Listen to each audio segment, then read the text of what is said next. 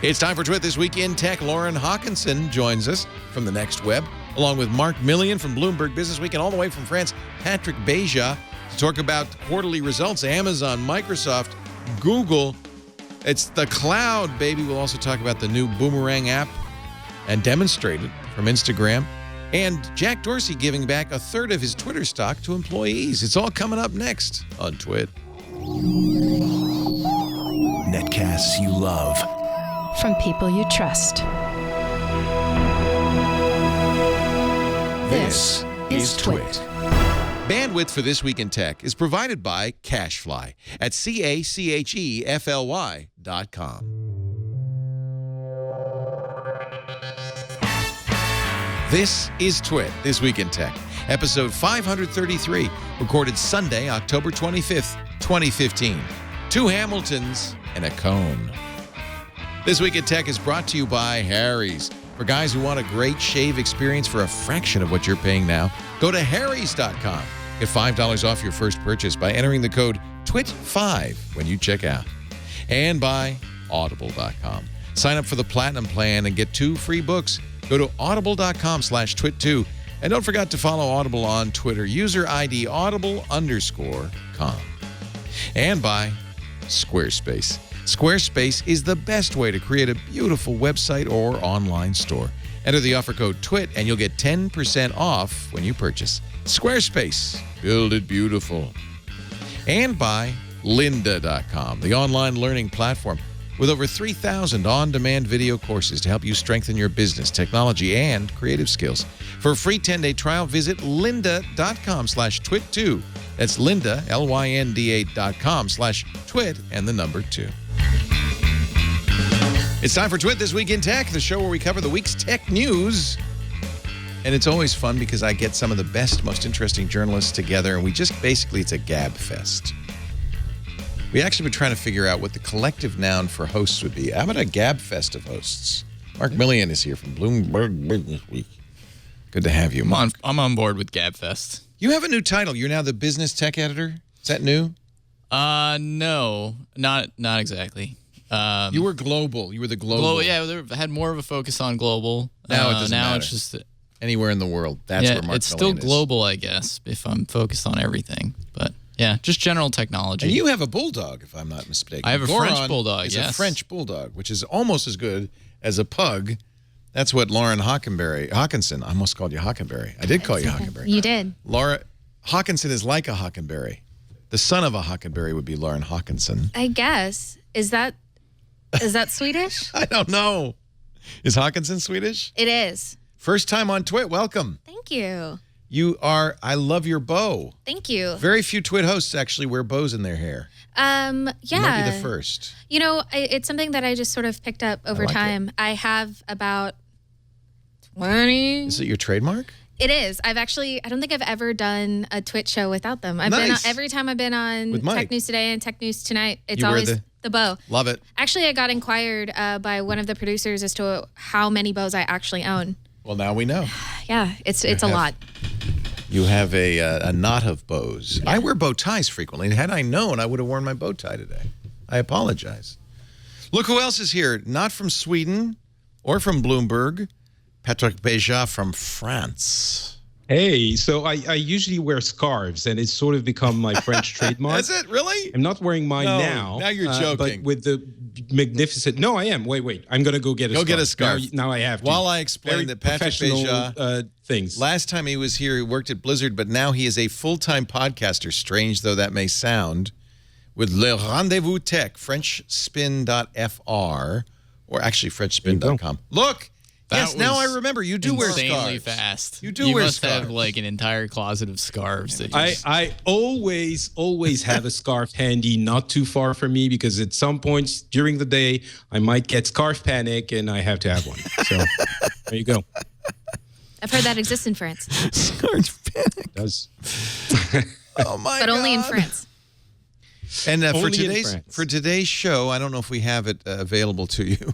We have the binocular version of this show for no apparent reason, because there's nothing you can do with that. But I got my Ricoh Theta S camera, which I pre-ordered months ago. Finally came. $350 3D camera. It does 3D stills, and then you can do 3D video, which but we haven't figured out how to do it live yet. You need some software somehow to stitch this. It's live, but it's not. It doesn't look like anything. It looks like you're looking at us through a snow globe. It looks like it should work in cardboard, right? But it doesn't. Really? But it doesn't. No, you know why? Because each one is in a separate camera. One's the front, one's the back camera. You need to stitch them. Yeah, if you looked at this in cardboard, you would have one eye seeing the front and one eye seeing the back. That would be kind of weird. No. Only good for certain kinds of lizards, but not, in fact, for humans. Apparently Ricoh is coming out with stitching software. But that's what Google with the Jump thing, with a 16-camera rig. But that's like $10,000, the GoPro version of that. This is $358. I'm very intrigued. Anyway, we'll keep you posted, and eventually we'll figure out how to make this a live stream. Well, this was the week we got quarterly results from Google, Microsoft, Amazon, and boy, this was the quarter of the cloud. Indeed, it was. Is that the takeaway from all this, Mark Milian? That is the common thread, that all three of those companies have invested a lot into those businesses. Amazon being the first that got out way ahead of this move to the cloud, but Google and Microsoft being the latest comer to that group. But they're all way ahead of the legacy companies like IBM and Oracle, who are just getting hammered by this transition in the industry. And you see in the results from those three companies, they just absolutely murdered. I mean, their stocks were up, anywhere between 8 and 12% after the earnings came out. They added a combined something like $85 billion in market cap in a single day. Wow. Microsoft had the highest stock price it's had since 2000, since the Department of Justice inquiries into Microsoft's monopoly. I mean, and it's been a stagnant stock for years. But I think this is at least Wall Street's judgment on Satya Nadella, that he's done the right thing. He's moved Microsoft into the cloud. And the other big story, at least from Microsoft's point of view, was that Bing, for the first time ever, is profitable. Bing made $1 billion. That's a shocker. Bing's the Microsoft, I guess it's more than just search, right? It's just Microsoft Online services, right? I think they did single out Bing making $1 billion. But you have to, yes, they are profitable, but they're not profitable in the sense that we think of search engine being profitable basically like Google. Probably it's mostly things like Yahoo using them and embedded into other OSs like Windows 10 and iOS for Siri. And in fact, Yahoo's moving away, so it might be the end of the line for... So it is profitable, but it's not. People didn't all of a sudden started to go to Bing.com and start searching for stuff. Right. Microsoft revenue as a whole down 12%, but the earnings beat the estimates, and that's really what the Wall Street's looking for. Part of the problem for all three companies is they're global companies, and the dollar's strength against global currencies means that they didn't make as much money as they could. Currency was the currency exchange rates were a big problem for these companies. Yeah, that's been an issue for the last year to 2 years as the dollar has gotten really strong and the euro has gotten very weak, and especially in the last quarter or two as China has disappeared. Yeah. Their growth has gone, has just completely vanished. But a lot of these companies, all these global companies, have hedging programs to minimize the risk from They buy currency. euros and they do some trading and things. Exactly. Yeah, they invest in other things in certain markets to kind of hedge against any fluctuations in currency. But there's no like silver bullet against currency fluctuation. Hard to read the results at Microsoft because the new reporting structure is extremely confusing. There are three segments: productivity and business processes, intelligent cloud, and, believe it or not, they have a segment called more personal computing. Productivity, which is Office, SharePoint, Skype, Exchange, Dynamics, Intelligent Cloud, Azure, Windows Server, SQL Server, System Center, Visual Studio, enterprise services, more personal computing, retail, OEM, and volume licensing for Windows, patent revenue, Windows Phone revenue, such as it is, hardware devices, Xbox and gaming revenue, advertising and search revenue. In other words, miscellaneous. Yeah, Microsoft's earnings are a This is a pain mess. to I read. can't even. Intelligent cloud, you would assume means cloud, and yet Office 365 is not included in there, Which is a is cloud one of version their of Office, fastest growing cloud products. So just to break it up, revenue of $6.3 billion for productivity with an income of $3.1 billion. Those are both declines, which you might expect, because cloud was up a lot. Intelligent cloud revenue of $6 billion, operating income $2.4 billion. That's a 14% increase in profit. More personal computing was down 4%, with a mere $1.6 billion.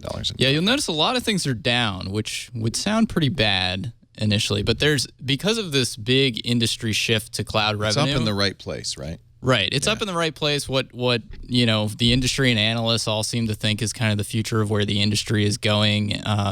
All the companies, the three who all reported earnings on the same day that show promise in this area, they're getting rewarded for it by investors. And cloud revenue ends up looking very different in earnings than, say, like selling a box of Windows for $300-$400. Why is that? Because with selling Windows or selling Office, you sell it all at once. It's done. It's a huge, you got your big revenue, but that customer may not buy from you again for 3 or 4 years. Cloud is like every month you get a little check. Investors love cloud right now because it's like Netflix. It's like a subscription model, and you can kind of... it's also more predictable, isn't it? It's a more predictable source of revenue, which investors like. Yeah. Amazon is... I always thought a retail company, but no, Amazon's a cloud company more than anything else. Net sales at Amazon, well, I don't know. I can't. I'm not going to read any more of these numbers. Amazon is kind of this unseen behemoth in cloud. I mean, anybody worth their salt in cloud knows about AWS and how important it is and how vital it is to so many companies.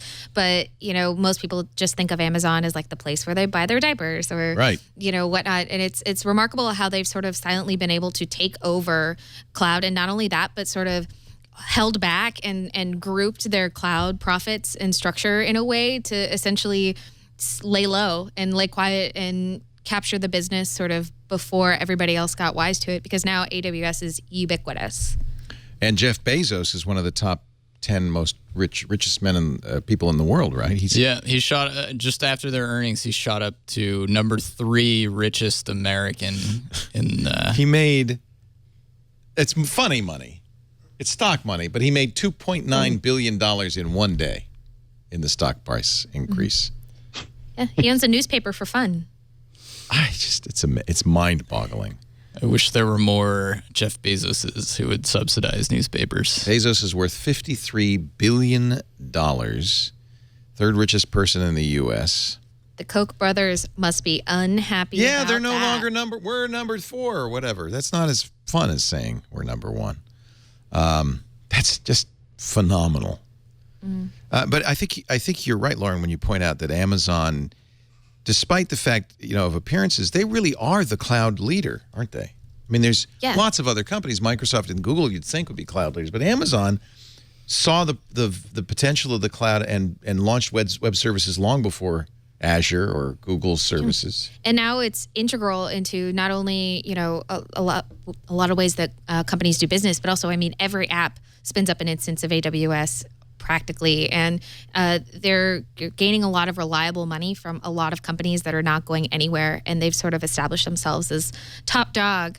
It's interesting to see other people veer into cloud, seeing kind of how Google finally steps into the arena and how Microsoft grows. But at this point, it's hard to think about anybody actually becoming a formidable foe to AWS. Isn't that amazing? That's not what you'd think. But Bezos, and in fact, I think, as I remember, I read the Amazon book. It was almost an afterthought. We've got all this computing power, which we don't use after 5 p.m. Maybe there's something we could do with it. It wasn't a huge, big strategic move. The other thing I think maybe this is telling is you watch the Walton fortune slowly dwindle away. They lost about a quarter of their net worth. That's brick and mortar retail, while Amazon, and particularly Jeff Bezos, soared. Is that just a coincidence, or is it also I think it's got to reflect the change in how we shop. Well, one, I believe that Amazon is now the largest retailer in the world. I believe that they've officially passed Walmart. There you go. One. Two, I'm finding it really hard to not make a Goodnight John Boy joke. The Walton family. Yeah. They're all going to sleep now. Yeah, they're all going to sleep now. But it's true. It's now Amazon is now surpassing brick and mortar stores. There's no such thing as this online retail versus brick and mortar. I mean, Amazon is retail at this point, and Walmart is struggling, as are other brick and mortar stores. So it's interesting to see how the landscape will change and whether or not going brick and mortar is going to ultimately be a niche market as we get more savvy with our Amazon Prime Now button, deliver yesterday. I got the that things dash I thought button. about. You know, I got one for toilet paper. You know that button you press and they send you toilet paper. Mm-hmm. And I got a 12-year at home, and I got 18 cases of toilet paper because he kept pressing it. You can get notifications though. Well, yeah, I had it set up. Foolish me to auto order because it says, well, we won't order a new one until the old one comes, but they're so damn fast that by the time I noticed this was happening, every other day I was getting a case of Cottonelle. I finally realized, oh my God, Michael's pressing the button. Yeah. So I've hidden the button. I don't know if how they're reporting their earnings, but another thing that Amazon has going for them is how international they are. I've noticed in France as well. A couple of years ago, a lot of people were using Amazon, but a lot of people were a little bit defiant and thinking, basic not anti-Americanism, but thinking, they're the big American company and we have to preserve our own blah, blah, blah, and, whatever. And slowly with their Amazon Prime and their incredible services, and in spite of all the bad press they've been having, I've seen more and more of my friends starting to use Amazon with Prime, which is magical. You just press the button. So you even have Prime in France. Yeah, of course. And they're improving it all the time too. That sounds very chauvinistic of me. I apologize. Why? No, you have Prime in France? You gotta have that in the third world. A couple of years ago. No. But until a few months ago, you had to order before 3 p.m. in order to get your order on the next day. Now it can be later in some places, and so my friends who are tech heads are using it. But in the last few months, I've noticed my mom is using it too. She just tried it because I basically made her, and now she lives in a slightly remote location. She can't live without it. It's just become better, the way she shops. She's like, if I need something, I'm not going to take the car and go somewhere. It's going to come to me.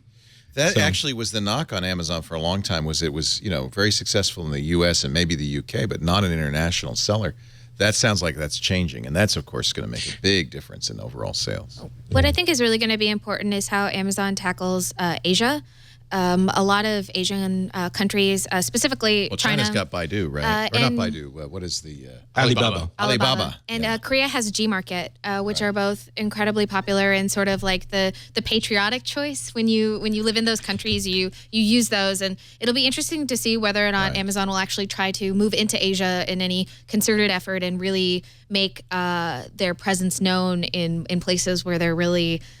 shocker, the minority retail system. You feel like there's a collision between Alibaba and Amazon about to happen. For sure, in China, but Amazon is investing an insane amount of money into India, which has, for as behind as India's internet economy is, the e-commerce in particular is an area where they're one of the biggest players in the world. There's two homegrown companies called Flipkart and Snapdeal, who do just insane amounts of... it's the second most populous country in the world, and Amazon is seeing this pop up like right before their eyes, and so they pledged over $1 billion to invest into India, and China's another good example with Alibaba as an area where I don't know that they're going to be able to push in at this point. Alibaba is a gigantic company. And Alibaba would love to be here, I think. I mean, I don't think that their ambitions are no less than Amazon's.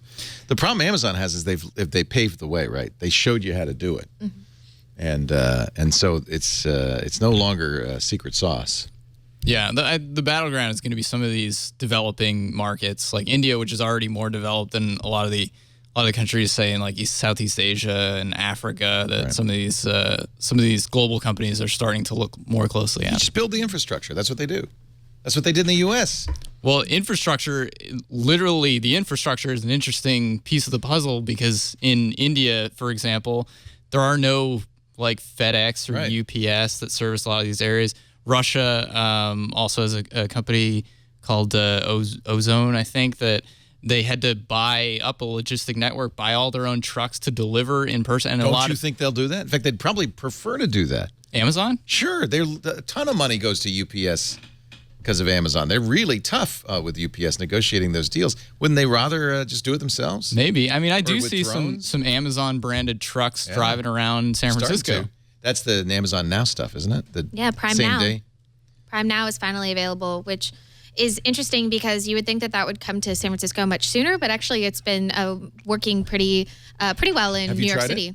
I have not, although I've really thought about it. I was sick all week. This last week and was like, ooh, should I use Prime Now to order myself soup? And then I was like, no, I should go outside and see sunlight. No, don't go see people. I did. That's I made the social choice. I made the wrong choice. But what I have heard, I mean, Amazon Prime Now is actually really interesting when it comes to interactions with Amazon's real-time deals and sales.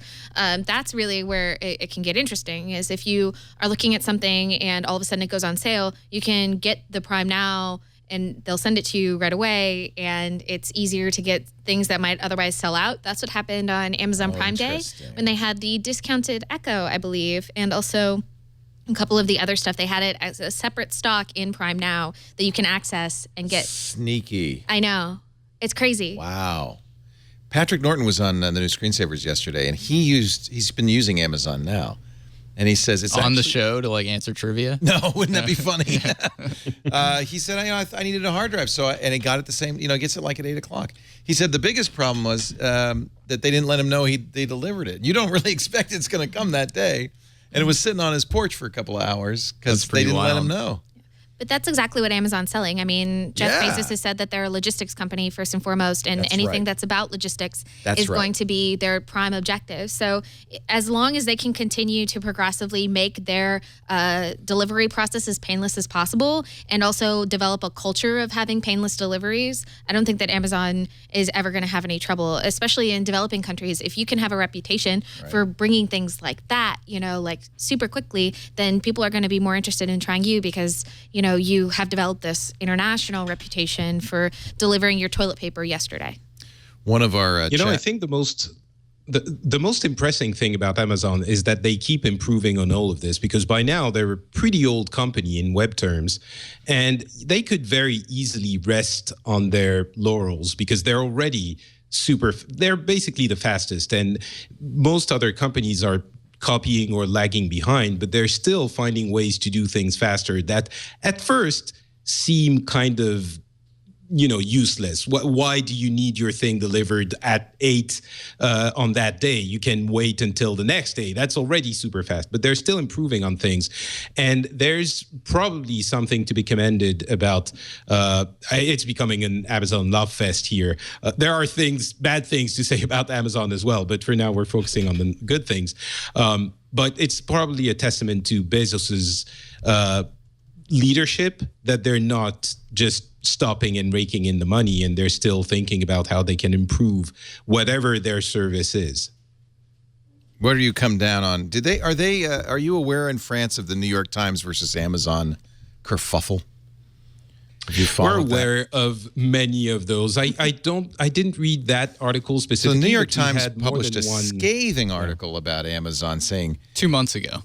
People were crying at their desks, and it was the worst work environment ever. Jeff Bezos fired back, and then that last week, I think it was, Amazon, one of Amazon's top executives, wrote a long piece in Medium of all places. Jay Carney, the former press secretary for President Obama. That's right. He's kind of a high-level marketing guy. It was pretty funny. It was like, oh, there you are. There you are, Jay Carney. Now we know That's what where you happened went. to him. Yeah. He said, that one of the people that Wall Street New York Times used as their source was had been fired for fraud, and they really cast a lot of doubt on it. And then, of course, the New York Times responds back. Their executive editor. It was just, and by the way, but the whole fight occurred on Medium of all places. Good for Ev Williams. Yeah, very good for Ev Williams. My favorite observation from that experience was Amazon trying to demonstrate that it cares about employees by throwing several of them under the bus. I mean, the entire argument built around these few employees ex-employees that you quoted in your story. Here's all of this inside information from our company that proves that there were bad people. On the screen right now is actually an article I wrote. I called it a fact check slap fight. I think that's a great. Do you write your own headlines? I do. Because your headlines are awesome. Popcorn got burnt and all we got was butter. Your headlines are good.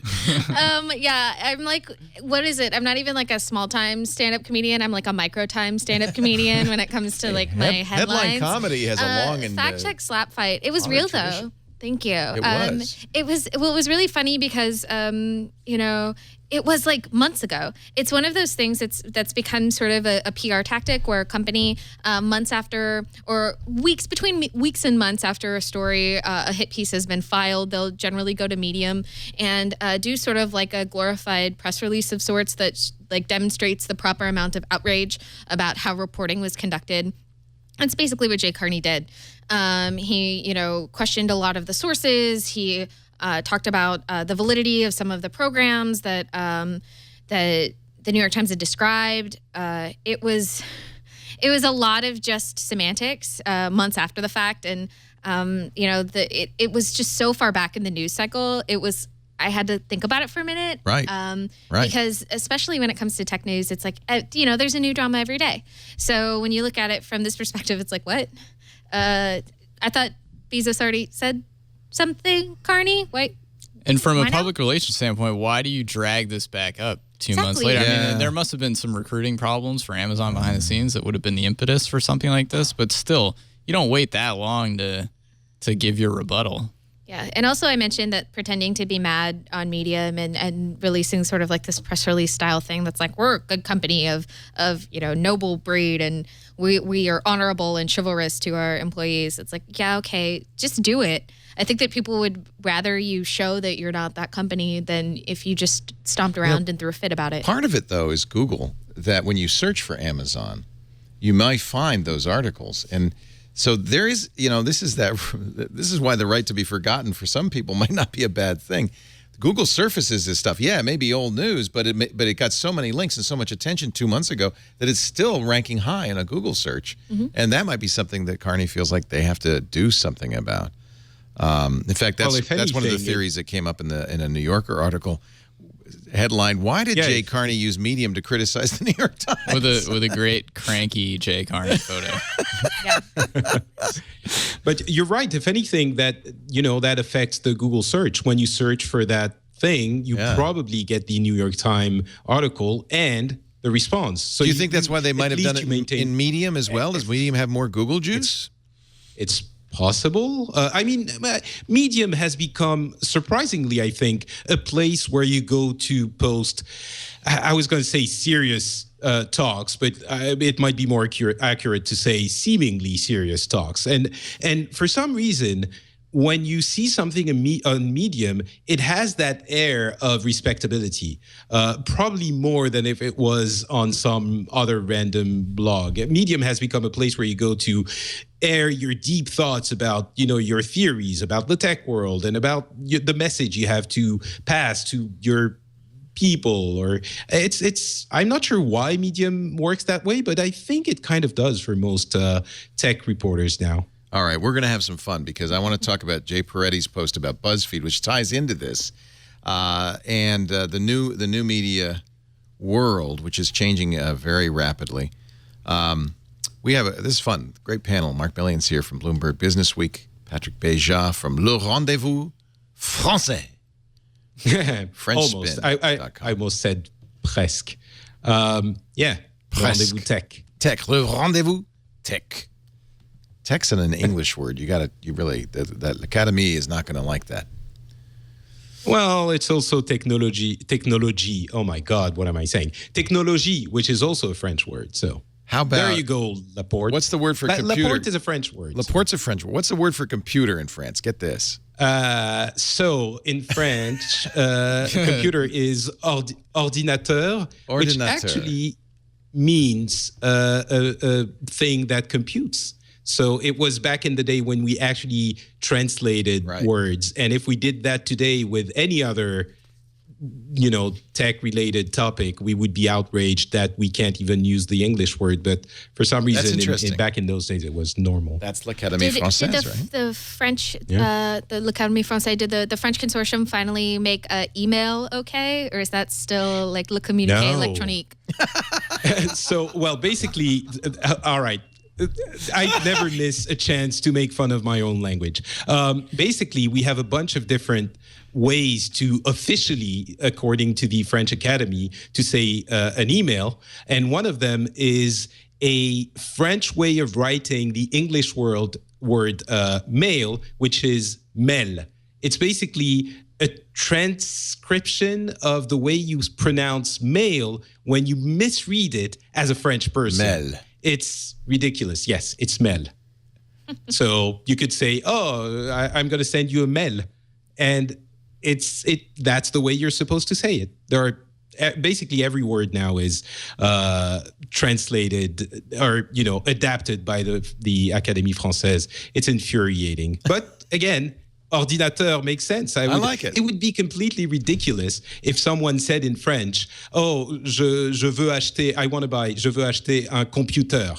It would sound, I was going to say retarded, but that's really not good. Sounds good to me. No, it sounds weird. Sounds right. I think in Canada they say it. And in that case, the French Canadians get angry because they shouldn't use English words. I'm told in Quebec that the translation for email in Quebec is courriel. Yes. Which is that works too. That's a nice word. In French. That works in French as well. I like that. And also people who are non-English speakers sort of complain all the time that speaking English kind of sounds like you're eating metal, which makes total sense. It does make sense. It clings around. It's not a great language. But guess what? Tech Linguistics Corner. I feel like it's good. I don't want to be. I'm going to sound like a chauvinist, which is, by the way, a great French word. Isn't English becoming more and more dominant, or is that changing thanks to the web? Are national languages reasserting themselves? I think a lot of people are speaking English that maybe wouldn't have before, just because they're exposed to a lot of that language, and the cultural dominance has always been there. I mean, for the past few decades, and the web basically transports that.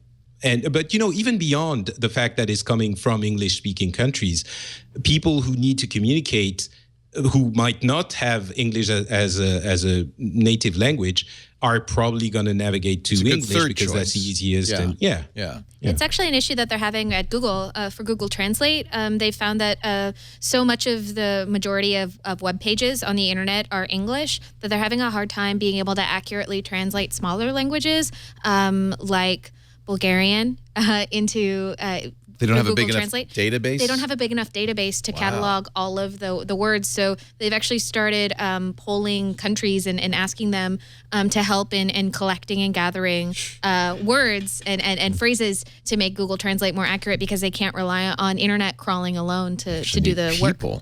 Shocking. People. And I don't know if it's related to the amount of information they have, but even for digital assistants like Siri and Cortana, usually, it's just two examples, but it seems that they've been more accurate in English faster than they have been in French, for example. So I usually use them in English rather than French. Yeah. Let's take a break. When we come back, we didn't get to Google's results. We'll do that. And yes, I want to talk about the BuzzFeed post and a whole lot more. We got a great panel, as I mentioned. Patrick Beja. That's where this all started, was me mispronouncing the name of your podcast network. Just go to FrenchSpin.fr. And you still don't, you're just doing it in French, right? For a while you were doing Yeah, I actually have I relaunched the Phileas Club. Oh, good. So I also have FrenchSpin.com. Oh, good. Yeah, I have a couple of shows in English available at FrenchSpin.com. That was a great show. But I like the Phileas Club. Yeah. Thank you. Thank you. Yeah, it's we actually just get through your ad. I'll do my shameless self promotion later. We can do it anytime. This self-promotion are us. We should probably talk about the Star Wars trailer as well. Happy to. Yeah. Our show today, though, and also here, did I mention you, Mark? I did. You did. But I know who I left out. Lauren. Yeah. Lauren Hockenson is here from thenextweb.com. And our show today brought to you by Harry's. Time to shave. Harry's is for guys who want a great shaving experience for a fraction of what you're paying now. Look, nobody likes shaving. I'm going to admit it. Sometimes you scrape yourself with dull blades, and the blades are crazy expensive. That's why they lock them up at the drugstore. $4 a blade for the Fusion. But there is a company that's changing all that, Harry's. They decided to disintermediate shaving. I like this idea. They make their own blades in their own factory in Germany. Yes, they bought the factory. That's how we do it nowadays. You get that venture funding. You say, how can we make this work better? Well, what if we owned the factory? Because then we can design blades for sharpness, for performance, and because we sell direct, we can sell them for a lot less, like half the cost of those expensive blades. Plus, they ship them free. Harrys.com. I want you to check out the Harry's kits, because that's how you start. The Truman kit, $15. The Winston kit, $25. That's a metal handle. And actually, I really like the Truman set. And with both sets, you get three blades, plus the travel cover, plus the foaming shave gel or the shave cream, your pick. Very, very nice. And you could take $5 off if you use the offer code TWIT5 at checkout. So that means the Truman's going to be like $10. What a great gift, a great way to get started. And then you sign up for the subscription. If you wish, you can get the blades shipped to you automatically. You can get the shave cream or the shave gel shipped to you. They also have aftershave balm and other great products. Moisturizers. Harrys.com. They're making shaving a little bit better. Just use the offer code TWIT5 at checkout. I just found out, speaking of German engineering, that Hollywood has already optioned the Volkswagen scandal for a movie. Leonardo DiCaprio is on board. Who's he going to play? Who do you auction it with? I don't think I know the players in the VW scandal well enough. Yeah, who do you go to? Well, there must be a book do you go to Volkswagen and go like, hey, we want to do a movie on that scandal? It's based on they're optioning based on a book that has yet to be written by, I believe, a New York Times staff writer. Yeah, Jack Ewing. He's writing. The story isn't even fully told. We don't even know what's going to happen, and yet there'll be a movie. Got to get those movie rights early. Wow. Yeah. The early betting is that Leonardo DiCaprio will play Martin Winterkorn, the chief executive. The renowned Martin Winterkorn. I don't know. I can picture it now. Leonardo is Martin Winterkorn. Nah, I don't think so. This is Martin Winterkorn. Okay, it's Leonardo gonna be a lot DiCaprio of makeup. And this guy. Have they hired Aaron Sorkin to write it? Because if they do, Volkswagen's going to win in the end. Have you seen the movie? Horrible. Really? Yeah. Did you like it? I liked it. It's I like a good Aaron movie. Sorkin a lot. I'm not saying it's a great Aaron Sorkin That's what movie. you need to go into it thinking. I'm going to see a movie. Same with Social Network. If you wanted a factual recount of the founding of Facebook, you don't go to see that movie. No, that's true. They didn't talk about any of the good parts of Steve Jobs. That's my big problem with it. Of course, he was that way, but he also was a leader who inspired people to do their best work. People, stayed with him for years. He had a loving family. They don't even mention his wife and his 3 kids. When I spent the weekend with Steve, Lisa was with them. She was a high school kid, and they loved her. Everybody was happy. It just wasn't the Steve Jobs that any of us remember. That's the problem I have with it. But you're right. As long as people know that that's not real. So it's no Sorkinisms either. None? I couldn't find any. Maybe not. That's pretty impressive. I didn't go into it thinking. I think Aaron saw that YouTube video and said, whatever I do, I'm not writing those. I haven't seen it yet, but I can't believe that there is zero Sorkinisms. Considering how Sorkin feels about tech and about he hates tech. Yeah. Oh. And people who are in tech or run tech companies. Yeah. I can't believe that they didn't have some random person somewhere, I don't know, the person who was lint rolling Steve Jobs' turtleneck saying something along the lines of how, being so close to technology is apt to change your moral character or some blah, blah. Actually, I felt like there wasn't a lot of soapboxing against technology in the movie. I don't recall him doing a lot of that. I mean, he does do a lot of that in interviews and in some of his movies. Well, even and Danny Boyle, the newsroom. director, who we had a great interview with, I really like Danny Boyle, said the problem with these tech titans is they've become virtual governments and they have no oversight. And so people like Jobs, Larry Page, wield immense power they're not elected officials without any oversight. That's not a bad point of view, a bad point to make, I should say, but that's also sounds like a political point of view. Like we need to take these guys down a notch. They need to be more accountable. Yeah, I mean they should be accountable. I wouldn't say that they're dictators. I mean we vote for them with our dollars by buying their products, and investors, give them their money based on. One of the problems with that though is we don't really know what we're voting for. For instance, how do we give Google our dollars? You go to Google instead of going to Bing, which just had the first profitable quarter. But I don't think people are thinking in terms of that, right? They're not saying, I'm putting in a vote for Larry Page and the way he runs Google. I'm just using a search engine. Well, then I think in some cases people are aware of the potential issues. For example, data privacy is one concern.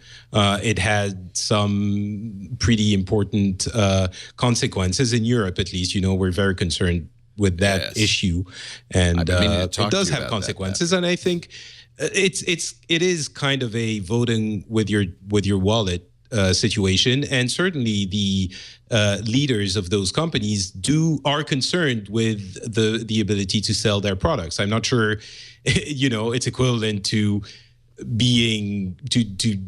doing right by your constituency, which arguably politicians don't do either. But I mean, there is some form of accountability. Yeah, Leo, didn't you boycott Facebook for over the privacy issues? Yeah, and you're right. I mean, that's one way to do it. Harder, though, with Google. They feel like their infrastructure. Even if you use an iPhone, for instance, you're probably using a lot of Google services. I just feel like there's some of these people are a little bit more immune from that kind of pressure. Google's, by the way, quarter was fairly good as well. Revenue of $18.7 billion. That's 13% year-over-year growth. Mobile search revenue, once again, very big. Operating income, $4.7 billion with using general accounting practices. You have to be able, this is part of your job, isn't this, Mark Milian, to read these things? Oh, yeah, love GAAP. Love GAAP and accounting. non-GAAP. Diluted EPS of $5.73 and $7.35, respectively. GAAP and non-GAAP. I don't know what any of that means. I don't care either. Apple TV's coming next week. We're going to run out and buy one. I'm ordering tomorrow. Monday. Wait, now, is it midnight tonight? Midnight tomorrow? When is it? I would assume midnight tonight. That's usually how they do it, but I don't think they've gone that granular. But yeah, I'm looking forward. I mean, Apple TV I use every day. I just got the new Roku 4, 4K. Apple TV's not. It does have speech search, but I haven't really played with it much yet. Fire has speech search as well. But the thing that's most interesting me on Apple TV is some of the things you can tell Siri to do in that are actually pretty cool. They spend a lot of time on that. Amazon's voice search, I think, tends to prioritize Amazon services, whereas Apple's is actually, they don't necessarily prioritize iTunes. If you've got a Netflix account, they'll fold that right in. They say it's cross-service. It's very nice. Actually, they haven't opened it to everyone yet, but I think that's going to be the key. First of all, when they open it to, just more developers, because for now it's very limited. I'm guessing it's, Netflix, Hulu, whatever. But the more important thing is the apps, right? That's the big game changer, not the search. The search is cool, but the apps is what's going to really, to have the potential to change things in the set-top box market. I agree completely. I think the apps could potentially be huge based on what Apple has been able to do in a lot of different categories of devices. But your point about Siri is a good one. I mean, even on the iPhone, developers have been waiting for them to open up a Siri API since Siri came out. And they've shown no signs of doing that, going more of like the preferential treatment route. I'm sure it's a very complicated problem to get voice search to open that up so any developer can build into it and not, turn it just into a mess of responses. But I think that once they get there, that'll potentially create a very interesting product. Yeah, I wonder about that. I'm a utilitarian, and I just have the new circular Chromecast, which suits all my needs. Sweet. It's so Love good. it. It's so good. And I think the thing is that I am a person who uses my Chromecast for very specific things. I can cast my tabs, or I can run Netflix, or if I wanted to, on it as sort of a backup device, because I also have a smart TV, and it often doubles up on apps and devices. And also, I think a lot of people are really pushing the idea that Apple TV, and to a lesser extent, but still an extent, the Amazon Fire TV is going to be used for gaming, which put that mess away. No, it's either I've tried gaming on my Android TV, and it's just not. Crossing Road. It's not that compelling on a big screen It's TV. just not. This is where Roku is diverging. They were actually fairly early into emphasizing games and deals with Angry Birds and others. Amazon has had a deal with was it Flappy Bird with the That's the last thing I want to do. Vietnamese, Flappy Bird guy. And now Roku, we talked to their CEO. They said they've decided gaming is not the right application for us. They're pulling back significantly, while Apple and Google are pushing much harder into it right now. Roku has to put faster processors in to make that work, more memory, more storage, and it brings the price up. And in fact, note how expensive Apple TV is, even compared to the new Roku. Meanwhile, they're putting the hardware in for 4K, which Apple TV did not do. Yeah, I don't think that's quite ready. It's still a little bit early for 4K, and you're going to buy, if it's good. If you buy a TV today, you're going to get a 4K Leo, TV. You can almost not get a 4K TV. No, I could definitely not get a 4K TV. No, I know you don't want a 4K TV, but I'm saying if you go into the store and you're looking at high-def TVs, you're almost always now looking at 4K TVs. That's how fast that's moved. Next year. Well, if you're not buying a TV this year, but I'm telling you, this year, if you're buying a TV, you will be buying a 4K TV. What's the upgrade cycle on TV? So it's like 10 years, right? Well, not that many people are in the stores, maybe, I just want to get back to the gaming question. All right.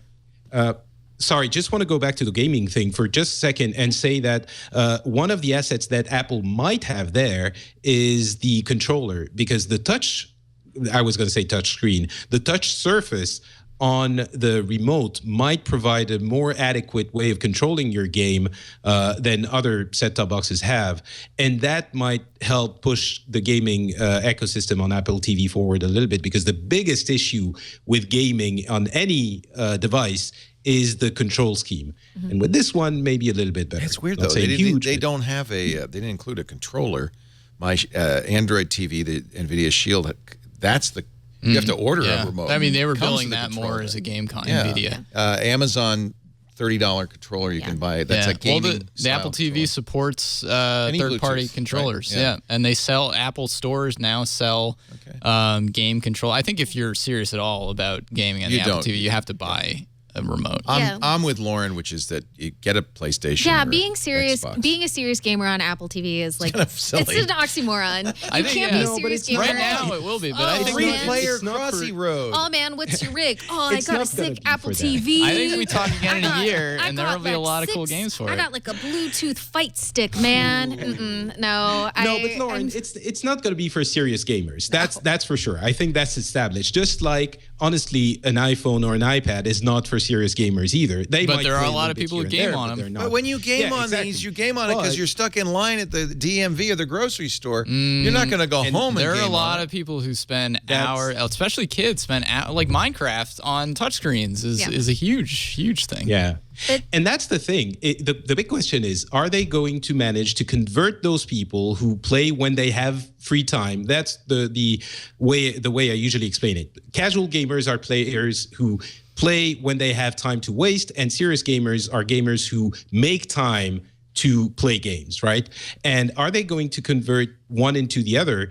And the big thing is, if they manage to do that, developers are going to be interested, because for some reason, psychologically, I'm pretty sure you're going to be able to sell a game that plays on your TV for, $4, $5, $7, when that's totally unacceptable on your phone. Mm-hmm. And if some people think, well, I'm playing on my phone already, I might check out that thing that they're making commercials for on my TV, there might be an intermediate market that's going to make a lot more money to the developers. It's a big if. Here is video from ClashCon, the Clash of Clans conference, which is going on right now. People playing Clash of Clans. Let me see if I can find. Introducing TV. This is remarkable. This is like God. the faux esports.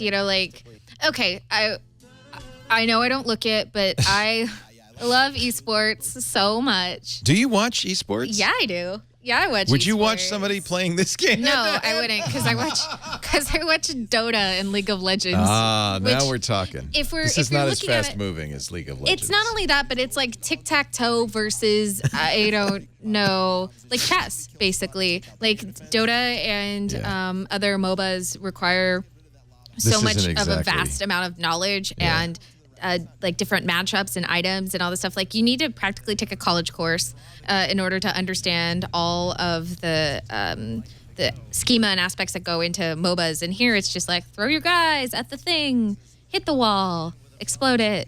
Well, that's mobile gaming, right? That's the thing. This is not anywhere in the same league, so to speak. Which is interesting, right? Because when you look at something like this, you think like, okay, well, this is what people like, what Apple and what Amazon have in mind when they're putting forth their gaming experiences on a television, which is completely different from the way that I grew up as a gamer. I have 4 brothers and sisters, and we had an N64, and you better be good because you didn't want to be the 5th person that was out and not able to play the game, which is how it worked. You got your controller taken away from you and given to the other person. You lost your privilege. They get to play now. So we were really serious about it, but it's one of those situations where you look at this experience and you think to yourself like, okay, well, if we're looking at modern gaming as it is now, you have this, but then you have, Sony and Microsoft, and you have Oculus, and you have Valve, and you have all these companies that are pushing into this other direction. And I sort of wonder whether or not this is actually going to be a good, fully realized big screen experience rather than just kind of like a novelty. Like, oh yeah, I can definitely play Crossy Road on my Fire TV, but I'm not going to sit down for hours and waste. I'm agreeing with you. I'm nothing against Clash of Clans. We have a Twit clan, and I've been very active in Clash Clans. But it's mobile gaming is not real gaming, in like you would sit down in the living room gaming. This is you can spend a lot of time on mobile. I mean, they've got all the Final Fantasy games on there now. Yeah, you can spend but 40 hours. No, they cut out all the good stuff out of Final Fantasy VII. I'm not buying that. No. Oh, did they? Oh, yeah. I'm going to take a 3-week break when Fallout 4 comes out. I'm not coming in to work. That's it. I'm going home. Yeah, I'm really excited. But I feel I have to defend Clash of Clans a little bit. I love Clash of Clans. Oh, you got the Pip-Boy edition. That's pretty badass, I have to say. That's where you put your smartphone in a special bracelet on your wrist so you can play Fallout and use the Pip-Boy heads-up display. I don't know. I'm going to finally get Uncharted. That's a great game. I have not started Uncharted. They just made the remastered Nathan Drake collection. Yeah. I'm going to do that, and then I'm going to do the new Uncharted once it comes out. Oh my God, you've never played Uncharted? I know. At all? Oh, being in college and poor. It's one of those situations where it was like food or Uncharted, and I had to pick. You know what? Food. Just play the second one because the first one is and then jump into the fourth one, because if you do all of them, you're gonna get Uncharted hangover. I know. You're not gonna appreciate that. Sounds painful. I did play all the way through patiently through Mass Effect 2, but was told not to play Mass Effect 1. Wow. And 3. Yeah, I'm a paragon. Wow. Far Cry's pretty good. I like Far Cry. The new Far Cry's pretty fun. One of the things Apple TV does do that I'm very excited about is you can, and maybe it's just because I'm an old man, but you can say when you're watching a show, what did he just say? And Siri will skip back 15 seconds, turn on closed captioning, replay that segment, That's pretty cool. I've had that. I've definitely had those experiences. You could say play from beginning. You could say turn on closed captioning. You could say fast forward 2 minutes. I don't know why you'd want to do that. Who's winning the Cubs game? Yeah, that's kind of, they should change that. That's Not the Cubs. It's a low-key burn now. Yeah. What did he just say? I love that. Turn on enhanced speech. Who directed this movie? I think the idea of having a smart agent in your TV might be a killer app. Less so the gaming, but I think that might be a killer app. Well, this is what Amazon, actually. Go ahead. Sorry. Oh, thank you. I think actually the big, that's what Steve Jobs was saying apparently on his deathbed, when he said he's cracked it. I've had a pretty revelatory experience a few years ago. I hadn't used a TV for, I think, 10 or 15 years. And then I moved and I bought a big TV and I thought, yay, I'm going to buy, a TV and I'm going to have a cable box and it's going to be really different from what it was 15 years ago. And good Lord, it wasn't. It was horrible. It's worse. So 15 years ago, at least you had TiVo, right? And now you get a DVR from your cable company. I don't know what it's like in France, but it's horrible here. It is terrible. But the main thing is that now that we have all of those services that are completely independent from one another, you never know where what you want to watch is or if it is available. You can go to the Netflix app, you can go. And that's where the Siri search is really killer. It's that you just say what you want to watch and it tells you if it is available and if it is where and how much, if you can buy it. Or that is definitely a significant improvement on the TV UI that I don't think many other services or devices offer. Midnight. I guess the Fire TV, but I'll be up at midnight. The Fire TV is actually interesting as well because I think that they want to really do that with Alexa and doing Alexa integration, which isn't currently available now, like Amazon Fire TV. I want Alexa everywhere. Yeah. I want her in my Sonos. I want her everywhere. Yeah, and they're really working on integrating a lot of what Alexa does in the Echo into the Fire TV without it being actively listening, which I know is really hinky for some people. They don't like the idea that their machine is constantly listening to them. You actually do have to push a button. So what? Come on.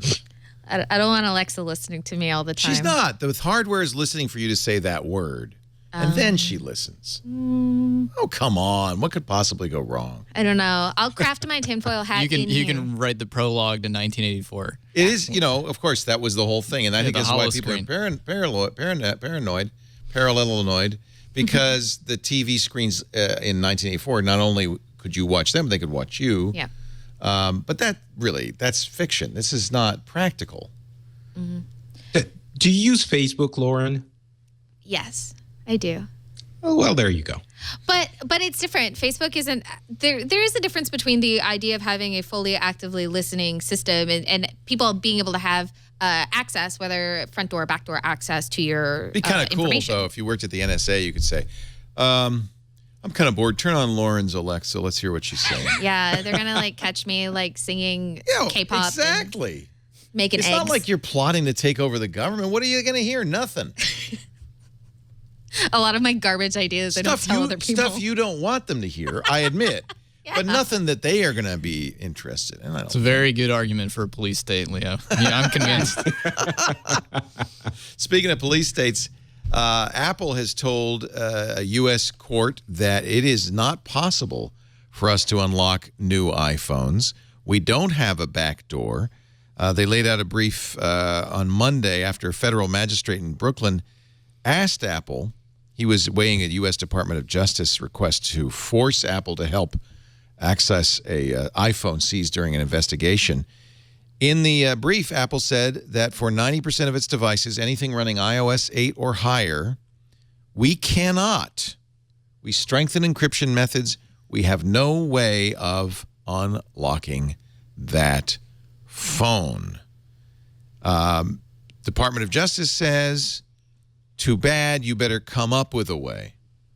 And that is the battle that's going on, not listening in on your Alexa.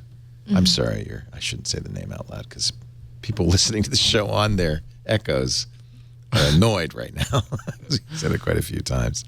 So is this a case of, I was wondering if they were talking about iOS 7 when they said, well, you have to, or if they're just saying, well, you have to for iOS 8 or iOS 9, in which case it's like Apple might answer, I don't think you're listening. We cannot do it.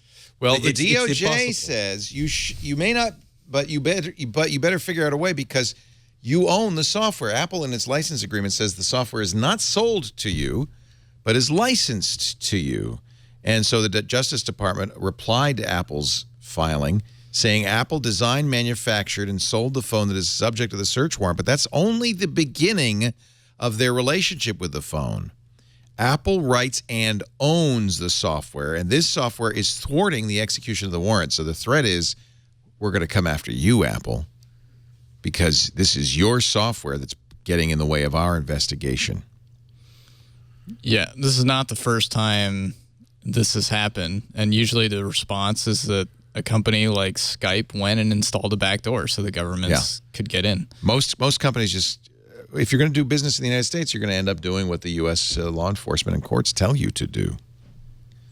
They've been so forceful in their, team. Basically, Tim Cook's entire, a third of his communication strategy in the past few months has been, we are not Google. We cannot spy on you. Your privacy is important. Yeah. Do you think It's not they credible, I would don't cave? We were saying they have too much power and they're accountable to no one. Right. I think in this instance, it might be a case where they actively and publicly fight an injunction like this. Twitter's done that. There are companies that have done that very actively, and I think Apple realizes this is a business issue for them. That they've been, as you say, Patrick, they've been selling this privacy and security.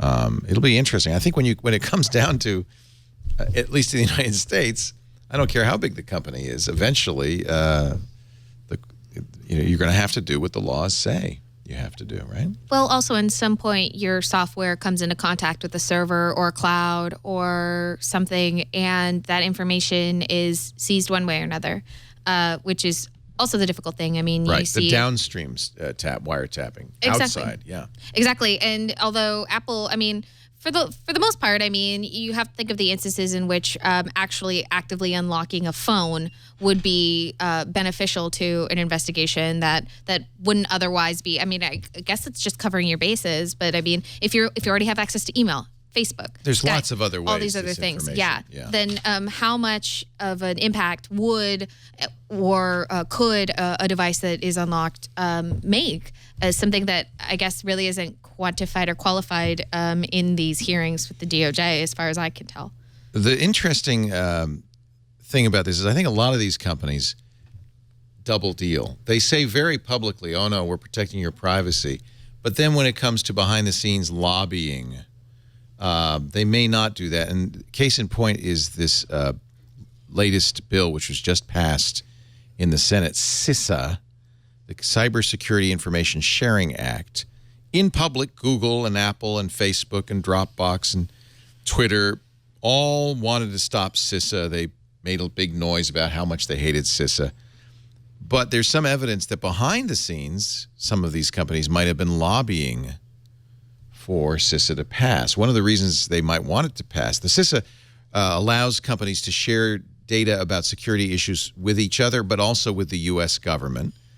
The theory is that as we're getting more and more cyber attacks, the better the information sharing is, the safer everybody is. But of course, people are concerned that this will also allow companies, or in fact force companies, to share private information about its users with law enforcement. And one of the reasons it's thought that Facebook and others might like this bill is because it would eliminate any liability they might have for revealing that private information to law enforcement. Anyway, the bill has been passed. The president's indicated he will sign it. I mean, I guess it's a done deal. It's not. If you want to continue to fight it, you can go to fightforthefuture.org and write your member of Congress. But I think it's a done deal. Well, here that would be Dianne Feinstein, Who and invented the bill. Yeah, she'll have none of it. So was her write bill. to another congressman, please. Yeah, thank you. So it was on October 23rd, 2001, that Apple announced the iPod. Steve Jobs up on the stage talking about 5 gigabytes Can you get me my original iPod? It's in the case back there. Remember the FireWire connection? 1,000 songs in your pocket. Only worked on a Mac. Only worked on a Mac. Remember those days? So Mac rumors, apparently, they kept their discussion about the original iPod alive on the Mac rumors site. And there it is. Look at that. Ooh, what a paperweight. I know. FireWire port on the top. The hold button, an actual spinning click wheel. Isn't that fun? You know what? If we could find a FireWire cable, I think we could probably power it up and see what Leo was listening to in 2001. Will Smith's Will 2K. Yeah. I'm moving to Miami. Bienvenido a Miami. I think that actually is on there. That was on Big Willie Style. Oh, but sorry. Wow. You're close. I should never brought a knife to a rap fight. Yeah, exactly. Anyway, it's fun to read these posts because the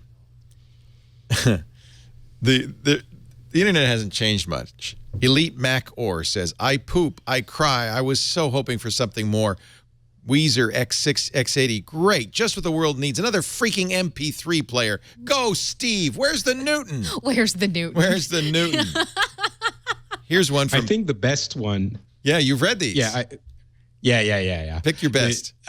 The one, I think it's the one you were going to read, but it's one from a gentleman called Pants, Yes. or a lady, who says, More likely a why gentleman. don't you spend a little more time sorting out your pathetically expensive and crap server lineup? Or are you really aiming to become a glorified consumer gimmicks firm? Well, there you have it. It's like, well, actually, gimmicks, glorified consumer gimmicks firm Not sounds such a bad great. business, come to think of it. And whatever happened to that expensive server line? Bye. It's certainly not a big money, not big bottom line. What a load of tripe. An MP3 player with a hard drive. How original. There are a few people, to be fair, who say, oh, this is so exciting. $400 for an MP3 player? I call it the Cube 2.0. It won't sell. It'll be killed off in a short time. It's not really functional. Can I have a PDA? I have to say I didn't. They wanted Newtons. Half of those of I the know. people on the thread want Newtons. I have to say I didn't like the first iPod. I had a tiny, like 2 inches by 2 inches MP3 player from Panasonic that held, I don't know, maybe 128 megabytes, and I loved that thing. It was super small, so the iPod was too big for me. The reality distortion field is starting to warp Steve's mind if he thinks for 1 second that this thing is going to take off. There's no future in iPods. Isn't that funny? There are a few people who understood it, but most of the people were very disappointed. And that just shows you, really, in a way, this in many ways is a tribute to Steve Jobs. The guy did not pay attention to what people asked for. He did what he thought was the right thing to do. And it turned out more often than not in every respect, but more often than not, he was absolutely right. Well, and I think it's important to understand the fact that, I mean, I wouldn't necessarily call the original iPod like the one that had the biggest impact. I always think of the iPod Mini. Perhaps that's dating myself a little bit because I wasn't allowed to. My mom told me no with the iPod, but she was like, iPod Mini, that's the right price. Yeah. No, in fact, that's the one my kids got. Yeah. Their first iPods were the iPod Mini. Mine too. Yeah, that was the highest selling and one iTunes. at its time. And the Nano And after iTunes, that was I mean- very big. And iTunes, of course. And iTunes on Windows was what put the iPod on the map, which was something Steve Jobs fought for a long time, but eventually gave in on. Let's take a break. Come back with more. We are talking about tech. I want to talk about YouTube Red, the new YouTube subscription channel that launches on Wednesday. A $1 billion funding round, not just for Magic Leap, but also for Uber. This is not valuing them. This is the new unicorn, not valued at $1 billion. Give us $1 billion. Uber will now be valued, if they raise this money, which I think they will, at something like $50 billion. And they still haven't made any money, have they? There's no profit at all in Uber. I don't think so. Certainly not in Magic Leap. Not that I'm laughing or anything. And a real tech hero, Jack Dorsey, gives back his Twitter stock, at least part of it, to his employees. Our show today brought to you by Audible.com. I'm a big Audible fan. I don't think it's a surprise. I am listening to audiobooks all the time. We're all excited about this new Sarah Vowell book. This is one that Andy Anako recommended. Sarah Vowell, who's a contributor to This American Life, has this wonderful, quirky voice, has written a book about the Marquis de Lafayette. You've heard of him, right, Patrick? Of course. Lafayette, I am here. He is the Frenchman, the 20-something Frenchman, who helped win the Revolutionary War for America. And she's apparently written, I don't know what it is, a biography, a humorous and insightful portrait of the famed Frenchman. And listen to the people that are reading this with her. John Slattery, the good-looking guy on Mad Men, you know, the white-haired guy on Mad Men. Fred Armisen from Saturday Night Live. John Hodgman, we all love John Hodgman. And more. This sounds like an amazing book. Nick Offerman, the guy with a mustache, is also in this. Is this on Audible now? Oh, I didn't know it. Do you know the Night Vale podcast? Welcome to Night Vale is now an Audible book. They released, let me just look this up. This is awesome. So the deal is I'm going to get you 2 books. So there's 2 books you might want to get right there. If you listen to the Night Vale podcast, the novel of the Night Vale podcast is now out. Welcome to Night Vale by Joseph Fink and Jeffrey Cranor, based on the podcast. I wonder who narrates it. Is Cecil Baldwin the announcer on it? So he's in this. You know how it is. Imagine a 15-year-old boy.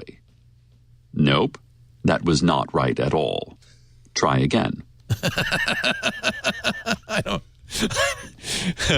Oh, look, you've got my iPod fired up. Holy cow! I could play Audible books on the current iPod. In fact, one of the best things about Audible is it works on everything: your iPhone, your Android device, your Windows phone, your Mac, your PC. You can even listen on the web. So Audible, which is so cool, now works on my Chromebook. I am so thrilled. 180,000 titles. This is my Audible library. I'm just finishing now The Three-Body Problem, an amazing science fiction trilogy that just came out of China. Neil Stephenson's Seven Eves is probably next on my list. I'm a huge Neil Stephenson fan. Felicia's Days book is out on Audible. Of course, she narrates it along with a foreword by Joss Whedon, who narrates his foreword. There's so much good stuff. Fiction, nonfiction, science fiction. The new Ernie Klein Armada, narrated, of course, by Will Wheaton. He's the guy who did Ready Player One. The hardest thing about having an Audible subscription is, and you see I have 2 credits available, picking 2 books. I love it. I've got so many great books available, and you could too. Go to audible.com/twit, the number 2. You're going to be signing up for the Platinum account. That's 2 books a month, but your first month is free. You cancel any time in that first 30 days. You'll pay nothing, but your 2 books are yours to keep forever. You also get the daily digest of the New York Times and the Wall Street Journal. Audible.com/twit and the number 2. If you have seen the movie The Martian, but you haven't read the book, please do yourself a favor. If you haven't seen the movie, read the book first. So much good stuff at Audible. Audible.com/twit2. 2 books free. Do you think there's any Will Smith on here? Let's see. Browse. What's recently played? What? Oh, is there a recent? Is there a recent? No, that's late. Maybe let's look at I playlists. don't know. Again, like I said, yeah, my first no, one they was don't the have. iPhone. That's still to come. This is a 14-year-old device. Let's browse artists. 50 Cent. Oh, wow. AC/DC, Aerosmith. I have a little Alanis, but remember this was 2000. Yeah. Yeah, that's okay. Let's see if I'll go down to the W's. Zombie Nation. Oh, wow. Weird Al, Walt Disney. That's my kids. That's not me. They've grown up. I don't see any Will Smith. But you do have Snap on there, so that's kind of okay. Really? I get points for Snap? Power. Yeah, that's exactly the song. Yeah. The Power. From Jock Jams Volume 8. It's from Jock Jams Volume 8. You got it. Jock Jams was it. Jock Jams is number 1 You guys Wednesday, know Jock Jams? Yes. Awesome. Queen Latifah, Outkast. Wait a minute. You actually said we could listen to something. Oh, my gosh. Oh, I don't know if this fits. The standards have changed. Little Nelly. You want to hear some Nelly? Oh my gosh. Which one? Air Force Ones. I saw Nelly performing Air Force Ones right across the street. Oh, that must have been cool. It was. I've seen a show there. That's a good venue. Listen, that still works. It does. That's the iPod playing. Sound quality leaves something to be desired. Well, that's not the iPod's fault. I don't think that's probably the hookup. I got the hookup. Is this bringing back memories? You were 8? I was not 8. I was not 8. Thank you. I wasn't 8 years old. I was. We even got the lights. Here, let me play it some more. I was in the 7th grade, and every kid on that was how you differentiated yourself. Like on What like rap whatever the song black you top. liked? Yeah. No, it's if you knew all the words to Air Force Ones. I should just give you this. There it is, the original iPod, and it still works 14 years later. That is kind of amazing. That is kind of amazing. I don't know if that's my first or if that's just something I have had for a while, or I really don't know the provenance of this. Okay, what did I say I was going to talk about? I forgot. YouTube Red. You want to talk about YouTube Red? Sure. I don't understand Please. what's going on with YouTube Red, so I want somebody to explain to me. I think ESPN doesn't understand either. They've been shutting their videos down, then putting them back up. So starting Wednesday, YouTube, if you go to youtube.com/red, you can learn all about it. YouTube is going to launch a subscription tier, $10 a month. You'll be able to watch YouTube videos without ads, YouTube music videos without ads, and you'll get a subscription to Google Music. Or the other way around. I have a subscription to Google Music, so I will get ad-free YouTube as well. You'll be able to save songs offline and videos offline. That's something YouTube's always blocked. There have been third-party apps that do that. You'll be able to play them in the background. It's really an interesting play.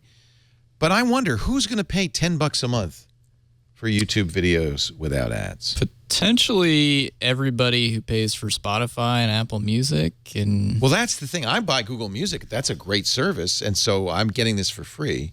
So that I would do. You think that's what people will say is, well, I want the music. So I think that this is one of those situations where there's a little bit of a generational hitch attached to the new ad-free YouTube. Okay. Specifically, that was a dog whistle. What you just did there. that was directed right at you, even Leo. It was no, right not at directed me. at you. It's actually even. You mean there are some people too old to get what this is all I'm about? too old to get what this is all okay. about. What I mean to say is that the bulk of loyal YouTube subscribers to people like PewDiePie or Bethany Moda or Michelle Phan, people who have I really think made millions. The people who watch PewDiePie are 12 years old. yeah, they're They 12. are not going to spend $10 a month. They don't have $10 a month. That's their whole allowance. So that's the issue, right? Is that they're essentially establishing this channel that's going to bring people like Toby Turner into the original content space. It's going to be, YouTube is going to back this content, and we have all these great creators that have these millions of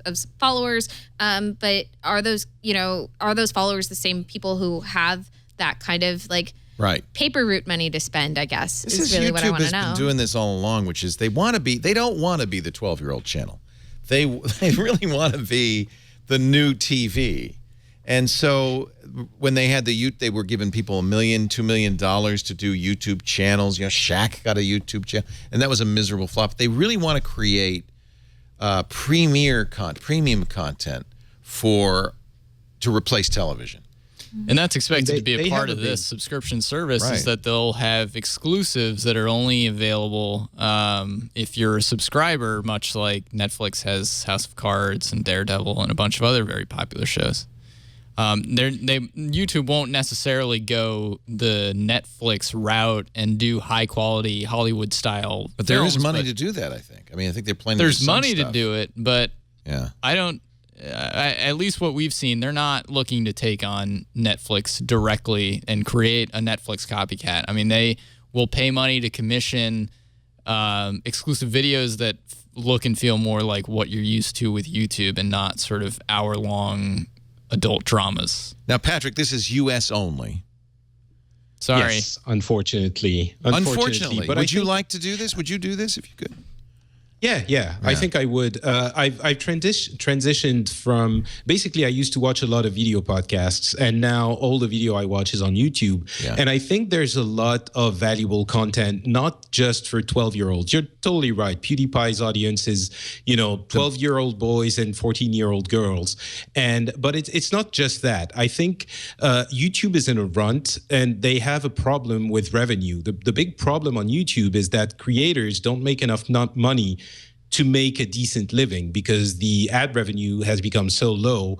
It's always been very low, but with the ad blocking and everything, it's impossible for people who aren't basically either students or unemployed to make a living on YouTube, because it takes too much time, it takes too much energy, and it eats up your life.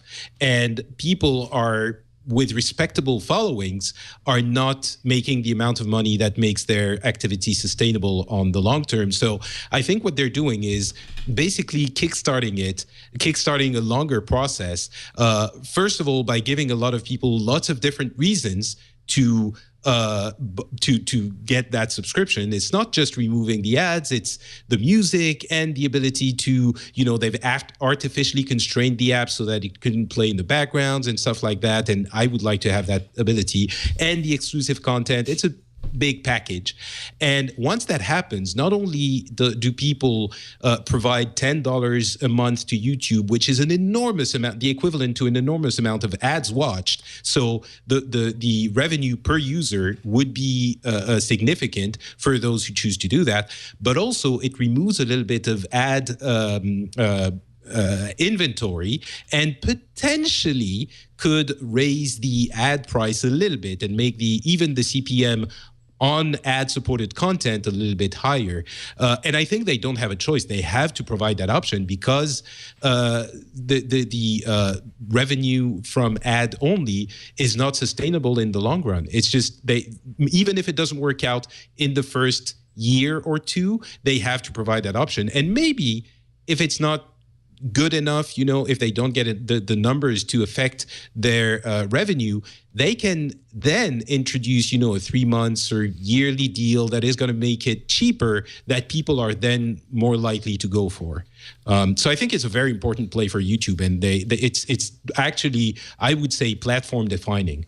You're a creator. You, in fact, I mentioned this at the beginning of the show, Patrick, you now are a full-time podcaster, and that's because of Patreon. You have a model.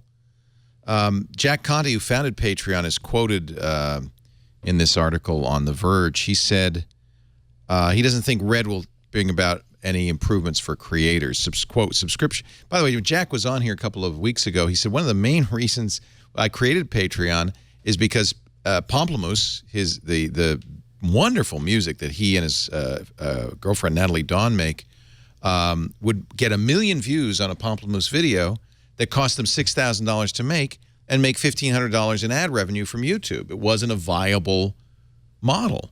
So he created Patreon so that viewers could support the artists directly. He says subscription services are great for consumers. Pay $10, have any song or video in your pocket whenever you want. But for the creators, there's still way too much of a middleman. He said, my art might be worth $10 to a super fan, but if she's listening on Spotify, even with a subscription, I'm still only getting pennies every time she interacts with what I've made.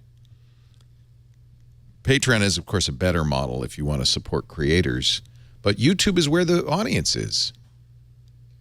The audience, Patreon is for engaged audiences, right? And it's a very small percentage of your audience that is actually going to go and support you on Patreon. For me, for example, I have a bi-monthly show, and it's supported by about 1,000 people out of a much wider audience, and they give about $2.50 to $3 per episode, and that's with additional revenue on the side. That's roughly enough to make an okay living.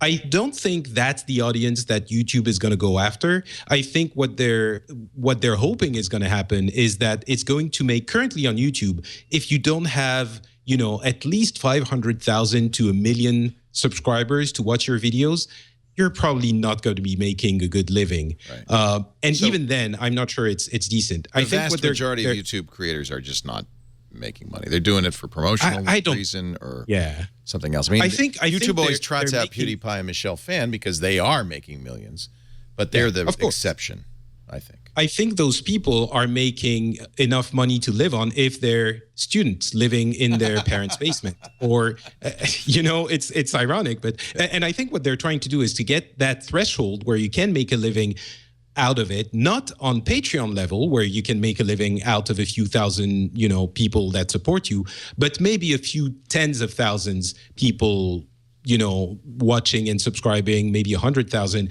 and a portion of those people are going to go and subscribe to YouTube, and that's going to raise your revenue level. There's a lot of unknowns about YouTube Red. We don't know how they divide the $10 up. Is it based on views? Am I going to get more money from YouTube Red than I would have gotten from ads embedded on my content? We personally, Twit, we don't know exactly what's going to happen to us. The current thinking is nothing because our ads are interstitial.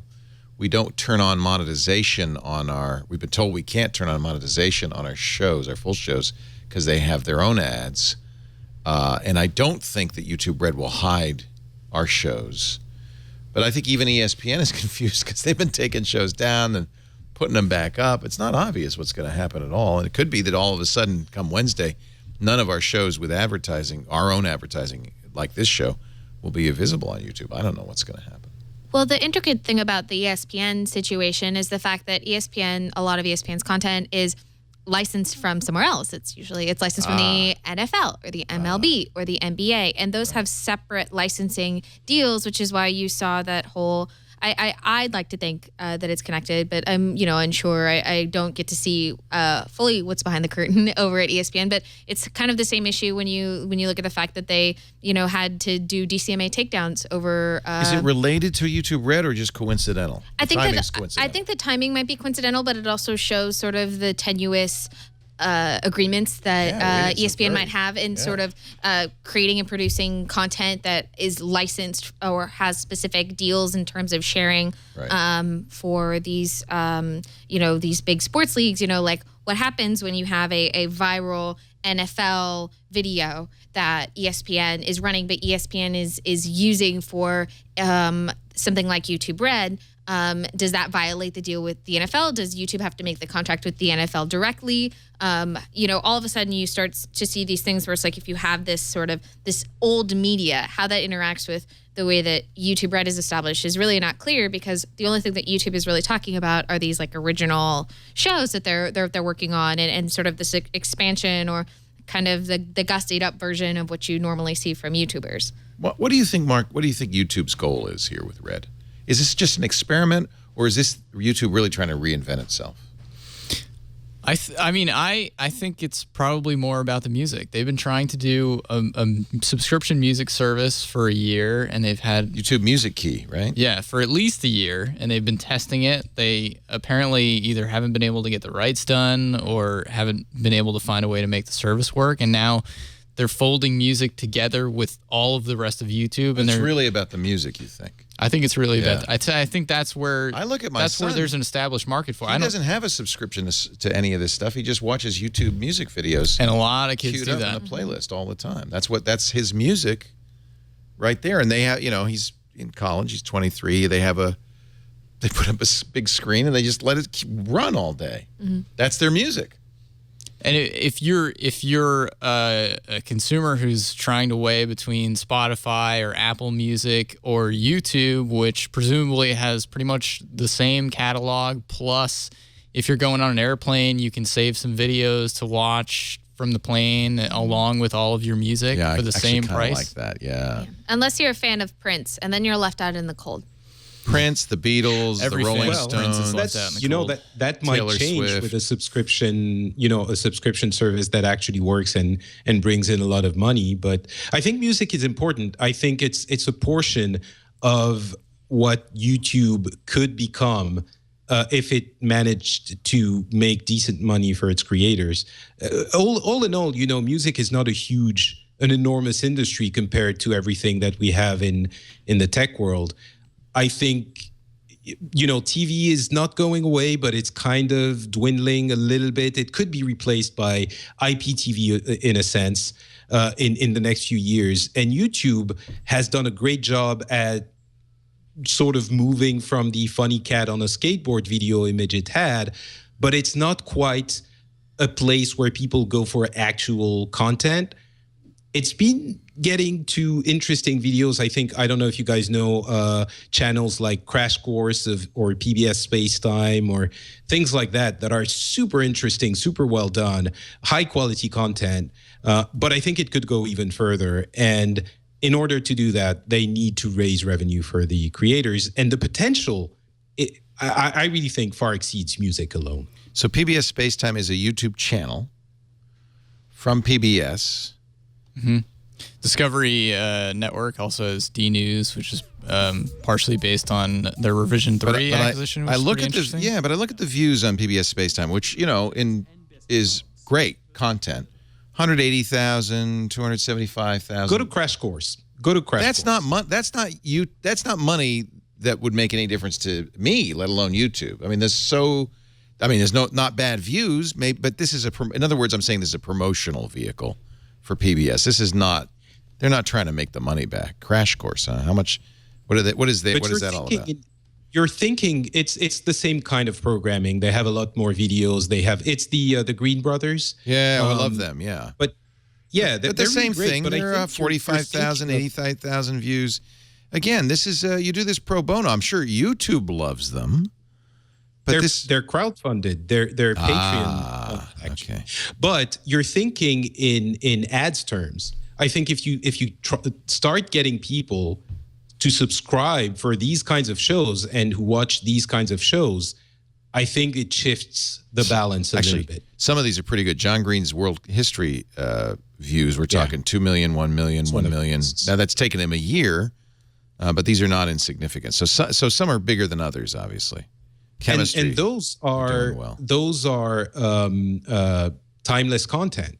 You can go back and watch them forever. And the catalog, the back catalog on YouTube is actually what makes the most money. Right.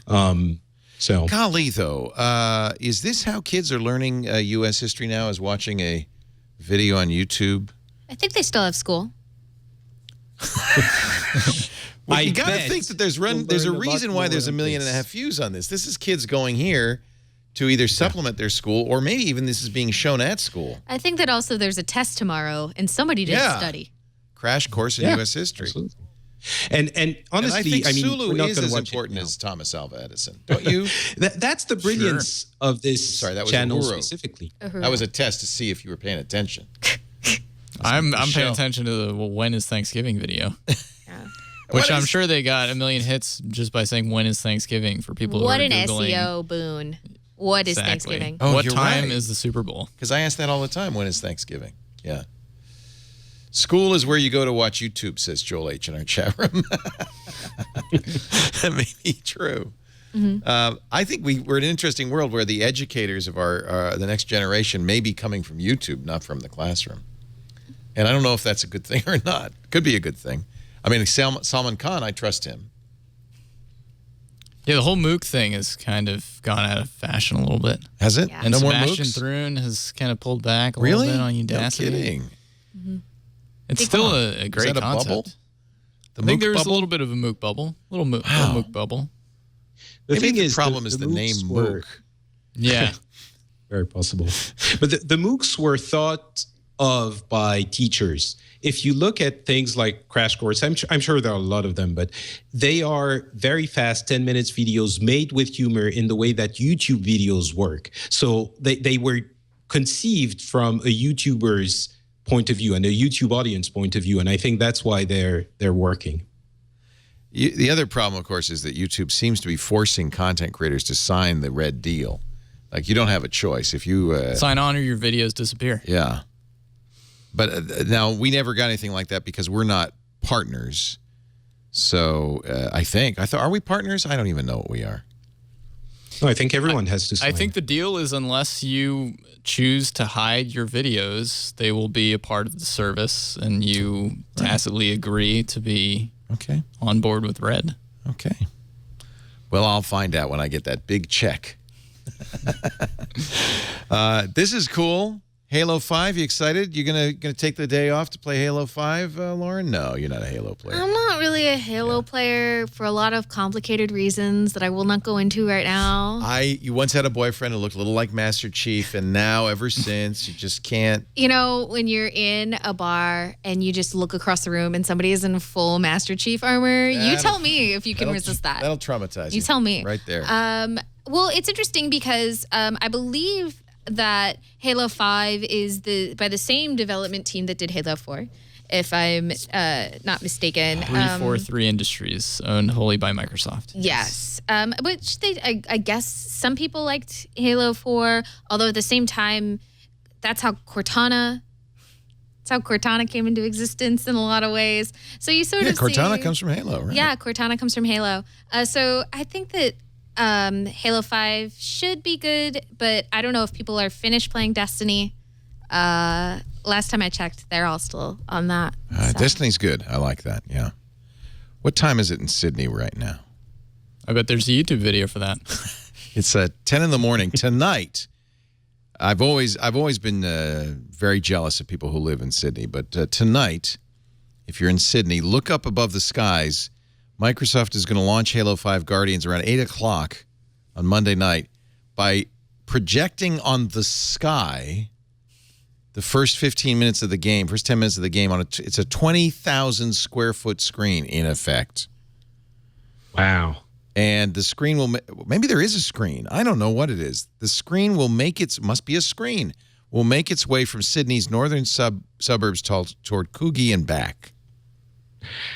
You know, I used to work for Blizzard Entertainment until a year ago, and we used to have brainstorming sessions on, with the PR team. I used to work in PR, and we used to have sessions where we would try and brainstorm some kind of idea to launch the game. Bravo, Microsoft. Bravo. That is actually a good one. Bravo. We have many viewers in Sydney. Please send us a video if you... I think you're going to have a highly produced video from Microsoft available on the next day. I bet you're right. Facebook is putting its social search global. If you've ever published publicly on Facebook, get ready because your posts will now be searchable. 2 trillion posts are being indexed. I haven't used this yet. Have you? Is it going to, am I going to be able to Google Facebook content as well, which has always been blocked? What does this mean?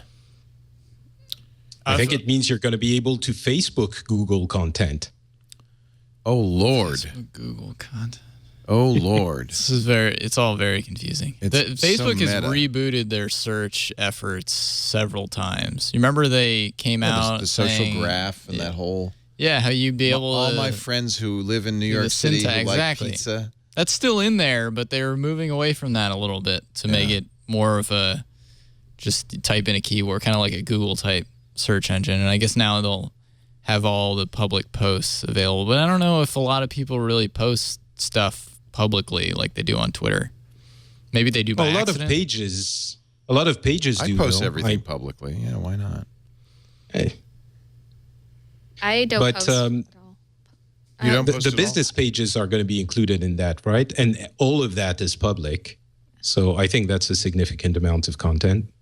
Yeah, but I don't know. Do a lot of people want to search through like press releases? That's basically what it is. Very short companies posting media material.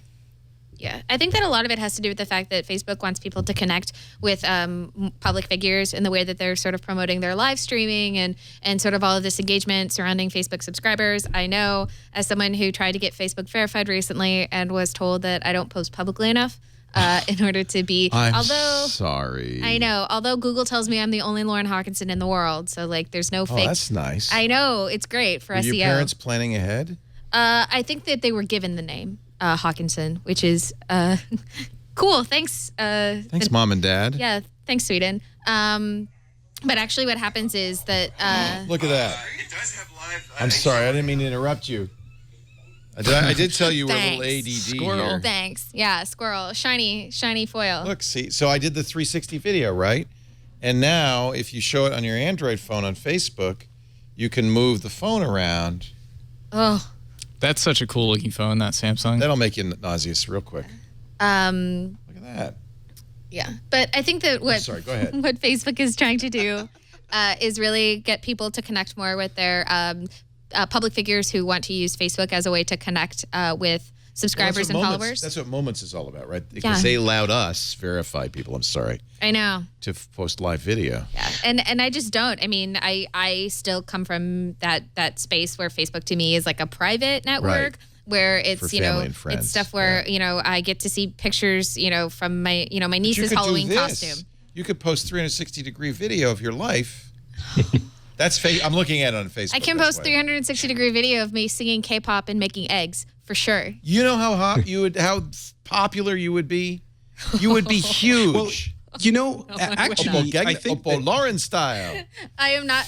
I think that is actually kind of the point. When I was saying Facebook is going to become Google or whatever stupid way I said it, I think there is a path to that. Basically, let's say I'm going to tie it all together, it's going to be beautiful. When the Master Chief video thing in Sydney gets released and posted by Microsoft on Facebook, you're going to be able to, someone is interested in Halo 5, and instead of going to Google to learn more about Halo 5, they're going to be able to go search on Facebook and get these kinds of posts that are going to be what they would have traditionally gotten on Google. I think there is a play for keeping people more into their ecosystem and making the content, the very large amount of content posted directly to Facebook, including video, which they've been making a big deal of in the past couple of years, surfaceable and accessible to all the people who are already on Facebook. So, yeah, I think it is a big deal. Jack Dorsey gives back a third of his stock. This is amazing. I love Jack Dorsey now. I love him. He only has a small percentage of Twitter stock, but as the new CEO of Twitter, he said about 4%. It's worth it's worth a lot of money. He's giving back $200 million, so that'll give you some idea. And it's going to go directly to employees. Well, that's pretty neat. It's a nice conjunction with the layoffs that they had, isn't it? Yeah, he cut 8% of the workforce, but the rest of you are going to be happy. Yeah, exactly. I think that there's a lot of people who felt that, I'm sure that felt that Jack moving into the CEO position in terms of prioritizing Twitter as, the company that he cares about, now that he's CEO of two companies, I think that, it's an easy way for Jack to engender loyalty and trust in a way that feels like he believes in the company. And I think he does. I think it's genuine. I think he wants Twitter to succeed, obviously. But a lot of it is kind of also getting the employees on board and doing so by saying, like, here, I am giving this back to you guys so you can invest in Twitter. Good.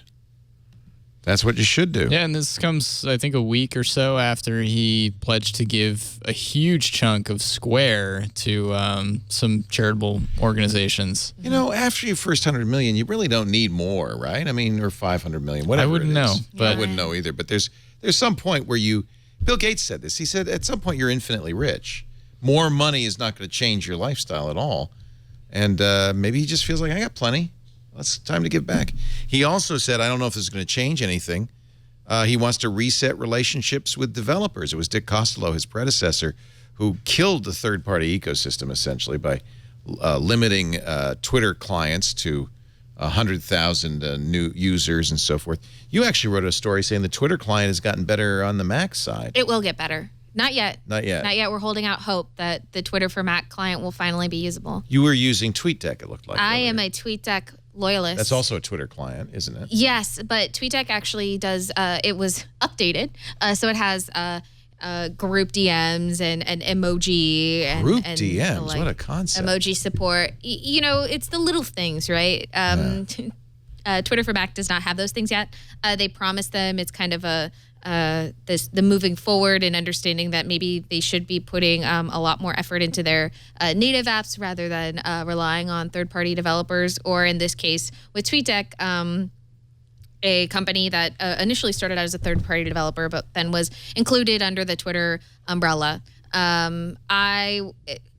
jury's still out. Again, like I said, I'm a TweetDeck loyalist. I'm all about it. I use the dark mode because I think I'm cool, and I think it works really well for me. But it all depends on sort of what they really want to do, and I think that this is them saying, like, not only are we investing in our apps, but we're also investing in developers to create more with our SDK and with our API to sort of do more and to make Twitter as exciting as it should be, given how big it is, given how big the platform is. The fact that they've been shut off to developers for so long now, it's kind of remarkable.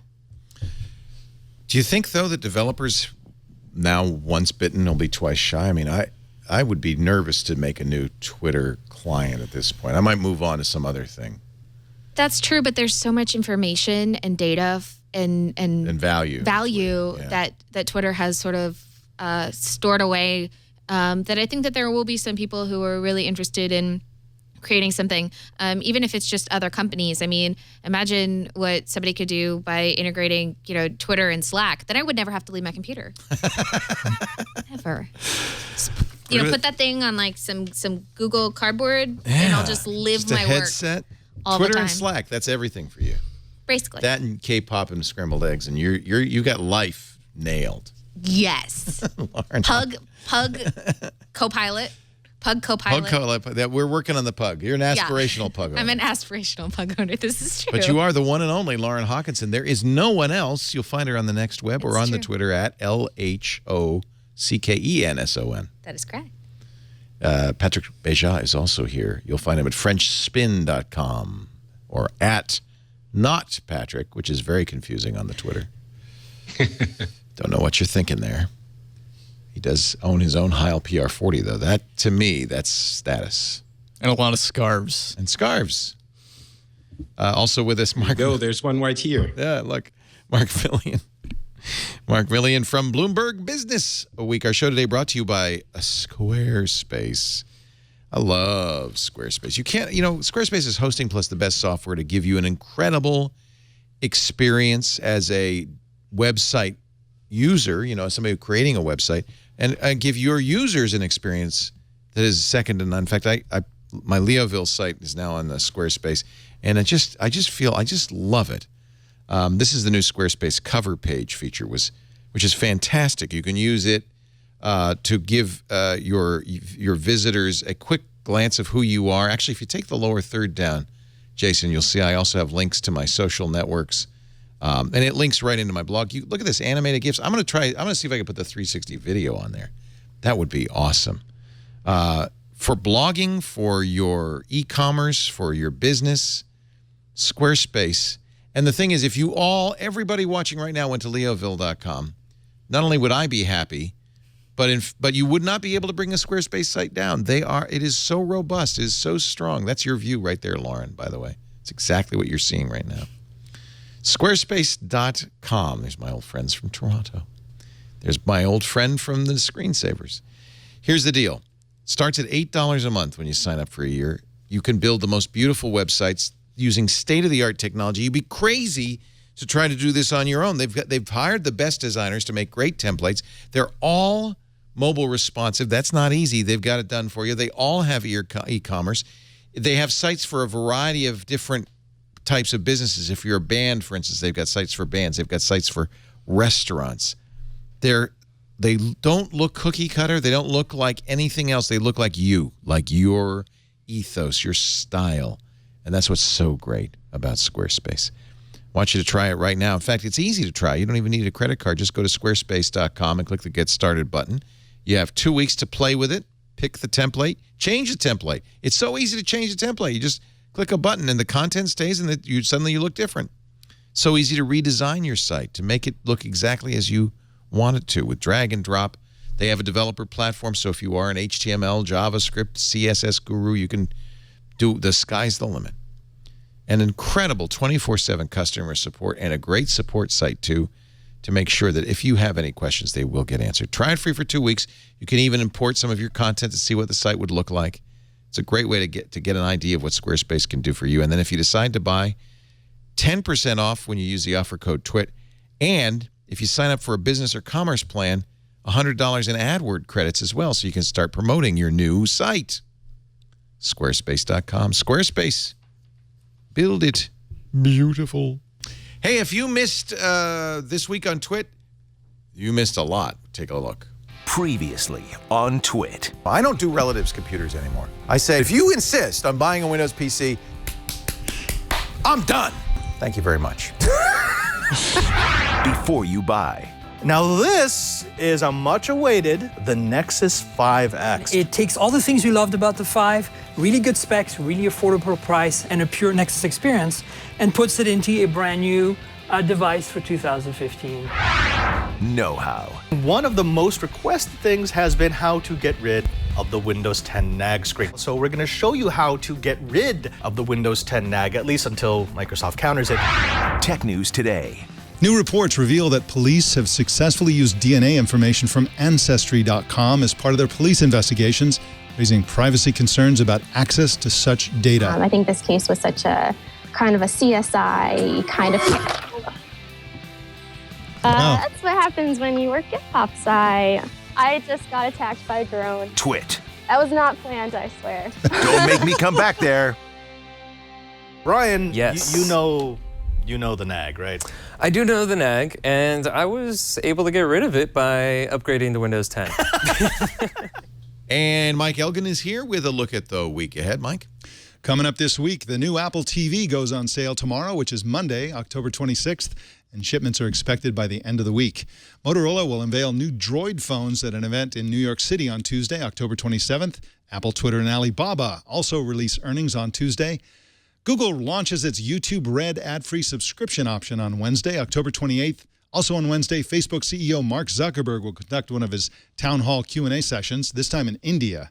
OnePlus will unveil its third smartphone in London on Thursday, October 29th. Thursday is also another big day for earnings. Expect to hear from Samsung, Sony, Nokia, LinkedIn, and Electronic Arts.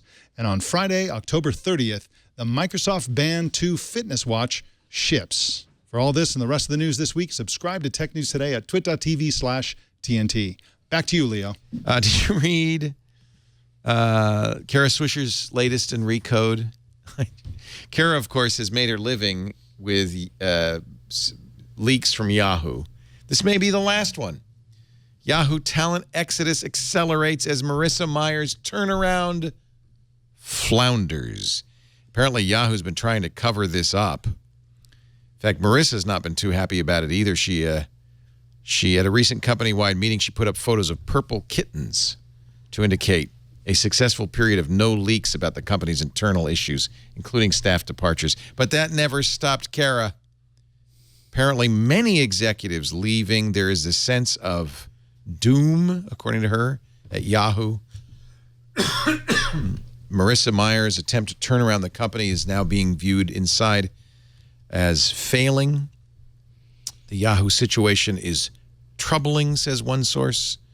Another's worried about the ability of managers to staunch the flow of valued employees. And boy, when you read about it, 2 senior women execs left just last week. Development head Jackie Reese to Square, marketing partnership head Lisa Licht. The CMO, Kathy Savitt, who was brought in by Meyer, just close to Meyer, now has left. Mike Kearns, SVP of Homepage and Verticals, left in April. I mean, the list goes on and on and on. Even people who just arrived, departing very quickly. So I don't, I feel like Yahoo has so much value in it, but I also feel like it's been such a challenge. And Marissa Meyer was hired as CEO to turn it around. And you cannot say, looking at it, that in any way there's been a turnaround at Yahoo, right? I think it depends on what you would consider to be the turnaround point. I guess I read something in the San Francisco Chronicle, I believe it was an AP story regarding the possibility of Yahoo getting into the fantasy sports They've actually They have fantasy sports, but in the you mean the new thing? Yes, the actual real money betting, which they've just started for the first time this season. They just started real money betting, and it could be a really big boon for Yahoo Sports because it was a huge fantasy sports bastion, and it's been for so long until DraftKings and FanDuel started eating its lunch and started getting real money payouts from it. I think that there are ways that Yahoo can sort of pivot or really push into new areas, but I mean that really comes at the behest of Meyer's judgment and what she sees as the image for the company, which, to be frank, I don't know if I see a clear one. I feel like, right now. and it ties into Jonah Peretti's company-wide memo. Yahoo is very old school, right? The monolithic portal content company, content services company, and then you look at what BuzzFeed is doing, which is, I don't know if it's going to be successful or not, but very, very, almost the opposite. BuzzFeed creates content that they don't put on their own site. They put everywhere else.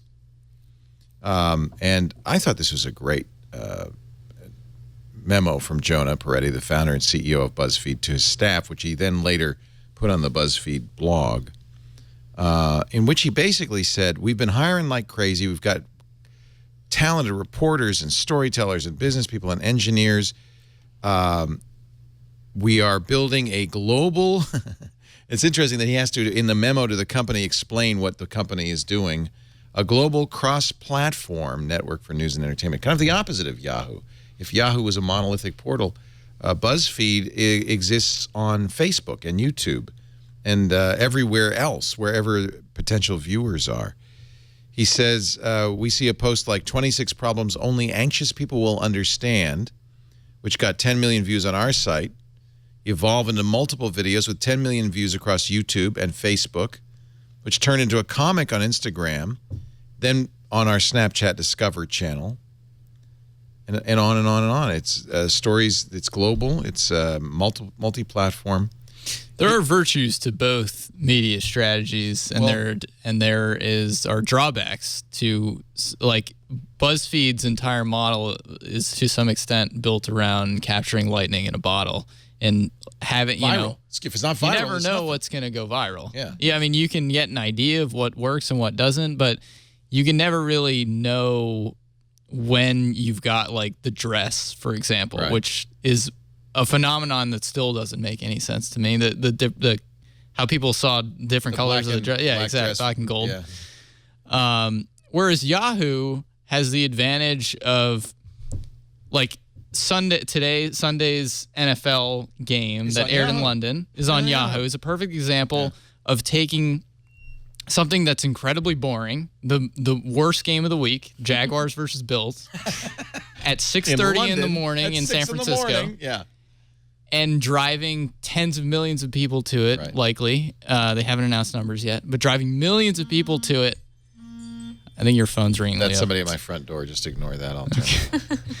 Being able to drive millions of people to an extremely uninteresting event because they put the video everywhere and make it autoplay, and they can create their own. Well, they can also phenomenon. monetize it, right? Because it's a lot easier to monetize that than it is a post on Facebook or a post on you. I mean, yeah, arguably they didn't do a great job of monetizing this particular event. They had to undersell some of the ads, I think. I think, though, the point that BuzzFeed is making is that people no longer go to a site. No, many people do. So, definitely, it's going in a different direction, but Yahoo's homepage still drives huge. many millions of people. Yeah. Well, and certainly, But I like think Bloomberg, people are going to go to because they're on a mission. But it must be challenging for somebody like the New York Times, where people don't go to the front page and browse the Times. They go to links that they see on Twitter and Facebook and follow those links, and that's what BuzzFeed's trying to capitalize on. I'm sorry, Patrick. Go ahead. And I think that's what BuzzFeed has been doing really well. First, because they manage against all odds to capture some amount of lightning in a bottle, because they do get they're good at making viral posts. videos. I've never seen anybody so good at it. It's incredibly exploitative. They make those kinds of listicles that honestly make any I was going to say any serious journalist, but really any journalist kind of roll their eyes. Well, it But almost does feels work. algorithmic. It feels like they're applying a computer algorithm to make something be viral. I'm sure they are. They have formulas, but beyond that, I think they look at the way the articles are taking off, and then they're pushing the ones that really start taking off a lot more. And you see them everywhere. And you're right, Leo. The lesson is for a lot of publications, they have to sort of divorce themselves from this idea of content ownership. It's a very, very dangerous and counterintuitive thing to do, but you have to be willing to let go and to put your content everywhere people will want to see it, because if you don't, people are just not going to see it. And ironically, BuzzFeed has been starting to do actual investigative journalism that is, they've had some pretty substantial articles. As is Vice, another company kind of built the same way. Lauren, you said it though. You don't go. All you need is Slack and Twitter. You don't go. You don't open your browser and go to your homepage, your My Yahoo page. No, I don't. But I think that it brings up an interesting point, right? When you look at something that's cross-platform like BuzzFeed, what you're seeing is a division between two different kinds of BuzzFeed reader. The people who click on those Me Too listicles, or like I like to say, I actively say to my computer, "Oh, that is so me." All those posts that make you go, "That is so me," is what BuzzFeed is really known for. They want you to click on the article that is so you, that's so about you. But at the same time, there are other different ways of news gathering. I mean, I spend my time on Twitter and I follow different news sources and I get it directly there. And every once in a while, I'll see something from another social site, or it'll come up in my RSS, or however, I choose to get news at that specific moment in time. But what BuzzFeed is trying to capture is this instance where it's like, sure, I'm not going to click on Me Too posts on Facebook. I'm not going to click on, 10 reasons why, girls who went to college in Boston love coffee. Like, I don't care about those things. That's so you. Yeah, it's so me though. It's so me, but I don't want to click on it.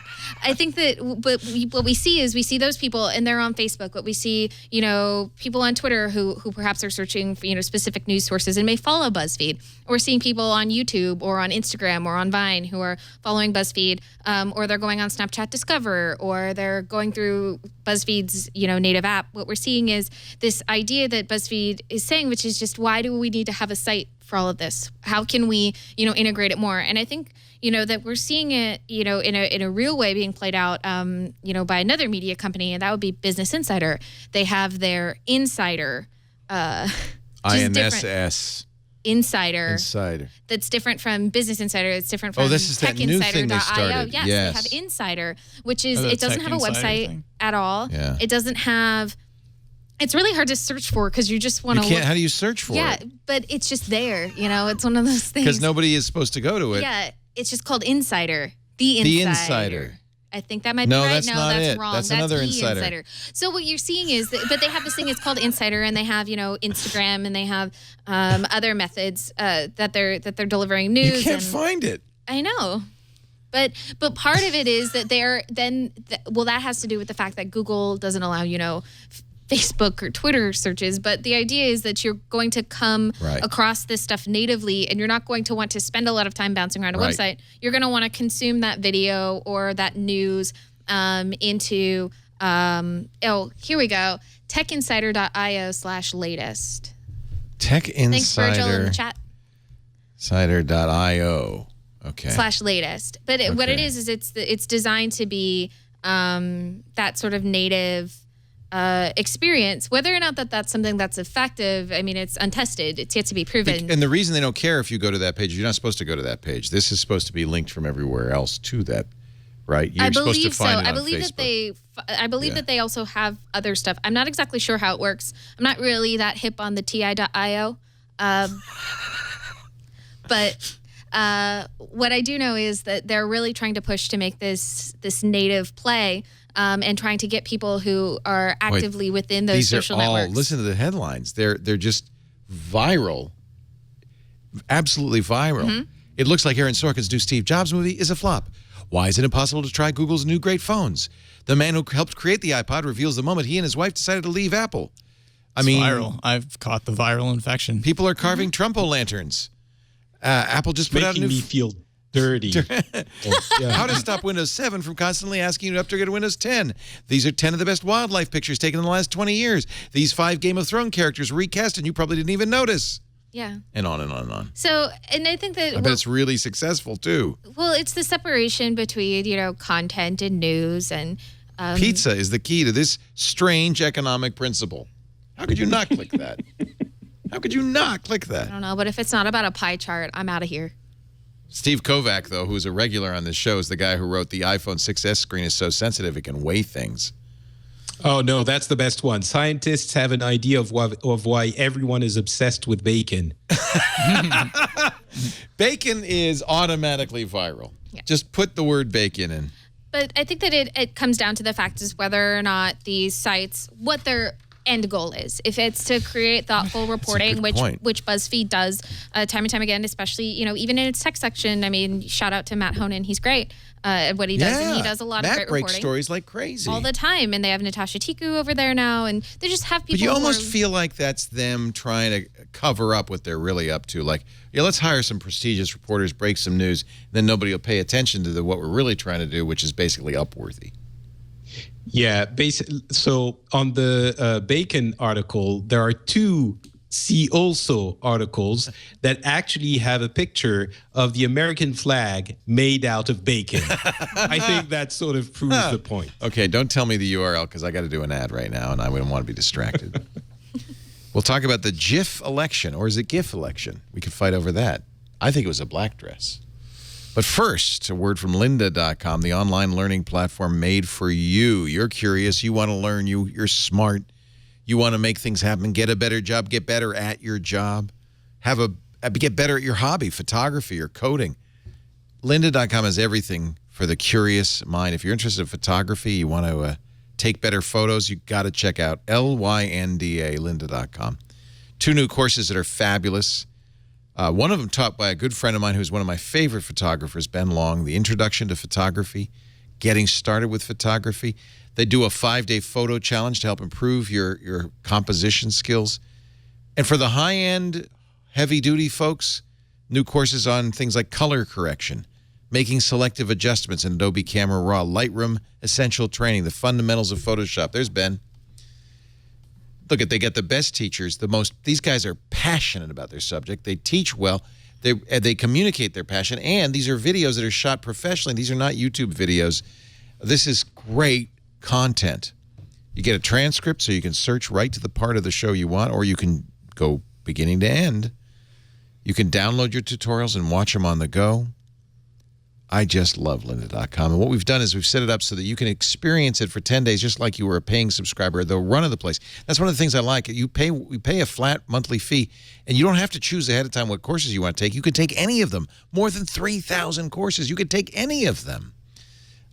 So dabble all you want. No need to pick a major.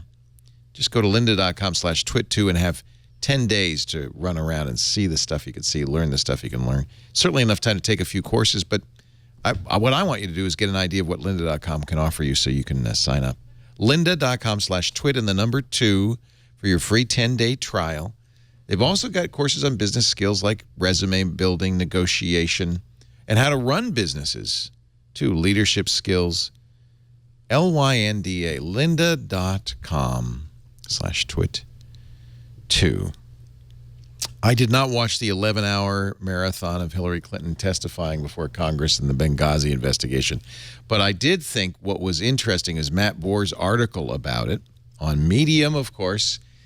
He's pointing out now that apparently Clinton has become a master of the GIF, the animated GIF. And it does seem to be, there are a few moments in the testimony where she was clearly aware that she was creating a moment that would be spread virally. You know, it's not just Jonah Peretti who's figured out that the best way to get attention is to go viral. I think Donald Trump's figured that out. She is the cross-platform candidate. She is the... Look at this, brushing it off. You don't think that was unconscious. That was very clearly conscious. That's made for a GIF. So I think what he's pointing out in his article is, by the way, here are some of the headlines. 8 times Hillary Clinton didn't care in GIFs. Hillary's testimony before the Benghazi committee in GIFs. This is the greatest Hillary Clinton Benghazi reaction GIF ever. Image. He says GIFs matter. A fast-traveling GIF bite will prove devastating for candidates unable to preemptively supply the public with GIFable reactions and gestures to fit the campaign's narrative. This is the election we're heading into, folks. Nixon sweating, Bush checking his watch, Dukakis in a tank. This election will produce GIFs that will negatively shape the perception of candidates until the day they leave the earth. I love this. He says candidates need to sit down and address their GIF plan. I wouldn't know. I don't know. I totally believe this. I wouldn't exactly say that Hillary is the master of the graphics interchange format. I believe that that would have to go to Drake. Okay. The rapper Drake. I'm not saying she invented it, but she's the first politician to think about this and consciously manipulate it. Drake, little known, he invented the image format. Yeah, Drake, that too. it's on his He resume. almost called it the diff. It was the Drake interchange diff, format, but he was man. too busy on Degrassi. He couldn't work it out in time. Actually, though, when you look through, something like your Twitter stream and you see, Hillary Clinton Hotline Bling, huge. Hotline Bling. All the I say GIF as well, but GIF, the GIF or GIF of Drake dancing is pretty. Do you put GIFs in your Twitter feed like in reaction? Like yes. Yes. Yeah. Oh yeah. Yeah. Yes. I have a folder. It's on my desktop. Yeah. It is separated by feelings, and What? it allows me. No. Yes. Are you kidding me? No. So you have on your desktop Yes. folders for different feelings, Yes. and when you tweet and you want to express a feeling, you will look in that folder and find the right GIF. Yes. Except for I gotta start following you. I actually have a job on Twitter, and that is to provide a very specific image to Alex Wilhelm, who is also a Love friend Alex. of the show. Yep. And it Did happens he to be a put very you up to specific this? image. No. But I said one the other day, which is I believe I just captioned it Thursday. It's all the way down, I think, because I You tweet a lot. apparently. Yeah. I tweet a lot. I was sick this week too, which Lot of is SoundCloud. remarkable. That's one. I didn't actually make that one, but there's one further. That one I made. So just what Thursday. folder is this in? That's the dancing folder or the working folder, depending. Do you have a folder on your desktop? I don't have any GIFs? I folders, feel like I although should do GIFs this. are pretty popular in our Slack. But we take the. It's Slack that created this problem. The Slack automated perpetuates GIF the bot. problem. I don't know if it created. Yeah, the Jiffy bot, Jiffy which bot. is our. Jiffy We take is the lazy incredible, shortcut, yeah. which is you do /Jiffy and then you just type in any keyword and it pulls up a random one. Usually, it makes no sense the options that it chooses. I but wonder if it's part of the fun. See, so I first became aware of Slack when I was working with our developers in Austin for the new website, and this is what they use. And apparently, they're very aware of all of this. So what is it? It's Jiffy, /Jiffy. PHY, right? Yeah. This really And doesn't then help the people dancing. pronounce it Giphy. Yeah, there you go. Yeah. Oh, I'm not allowed Just to a use random this word. command. I've been blocked. Ouch. I've been Jiffy blocked. You must have abused it. Holy cow.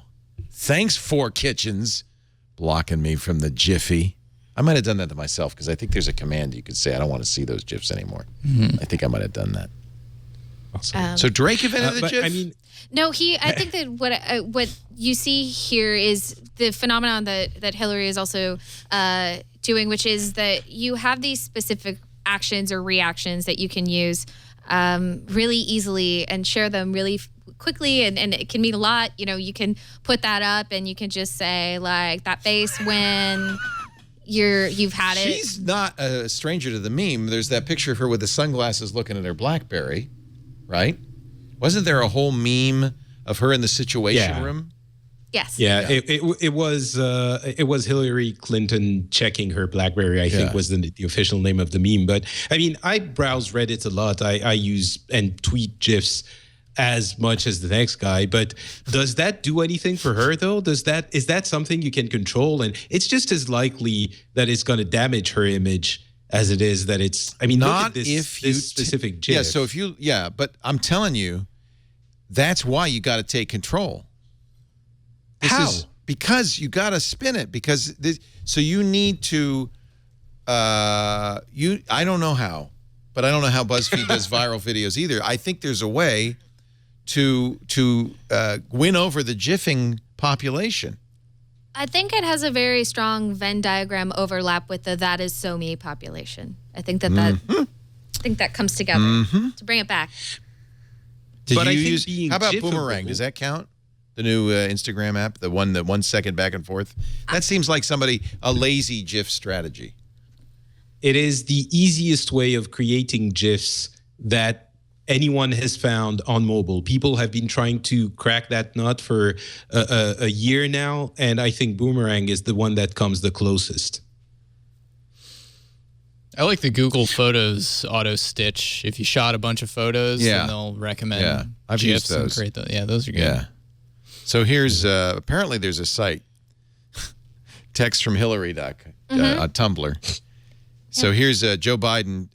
He's talking to the president, saying she's just going to love the new Justin Bieber video, and she texts back to her voice.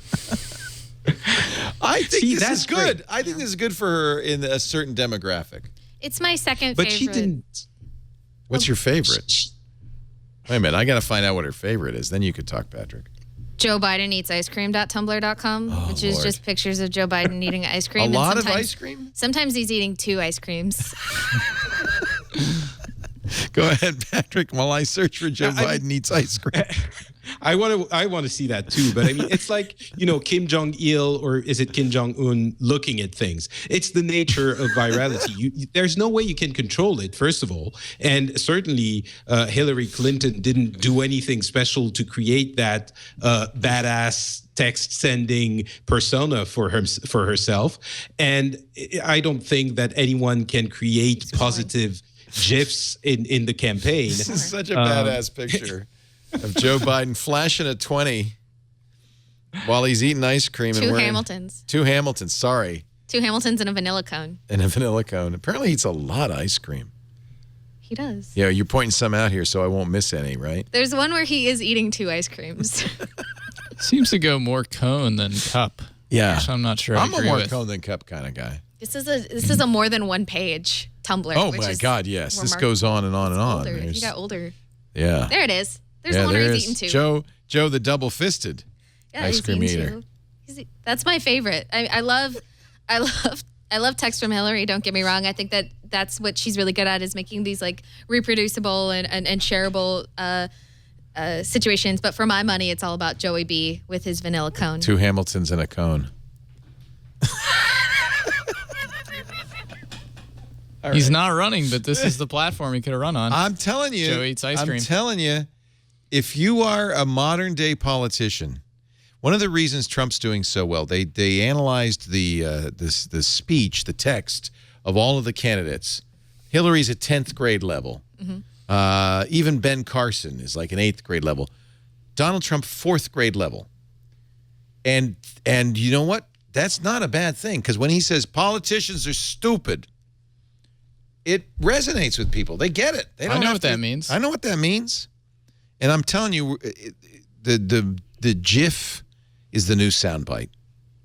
But the argument of Matt Bors is exactly that. It's, the Republicans are going for the soundbite, trying to get the soundbite, and, Hillary is trying to get the GIF. I think that's a completely flawed argument. You can actually go for the soundbite, you can control it, but you cannot control getting the GIF. That's like saying, those viral videos, we have to get ourselves some of that. All right, try. All right, Lauren, throw me some shade. Oh, I can't throw. No, you don't know I how can't to throw shade. I'm I know how to throw shade, but I can't do it on command. Oh, okay. What do You you did. want- You what do you did wanna actually know? just throw me some shade. Yeah, it's true. So I don't know what. So well, now see, that's the GIF that it made. Oh no! That's no, not. no, no. That's I not got a one very. of those. That's not a flattering. It's an eye independent from another. It's not great. All right, let's do this again. I don't spend a lot of time. All right, like, Mark Milian, yeah, throw me you some can. shade. That Oh, nice.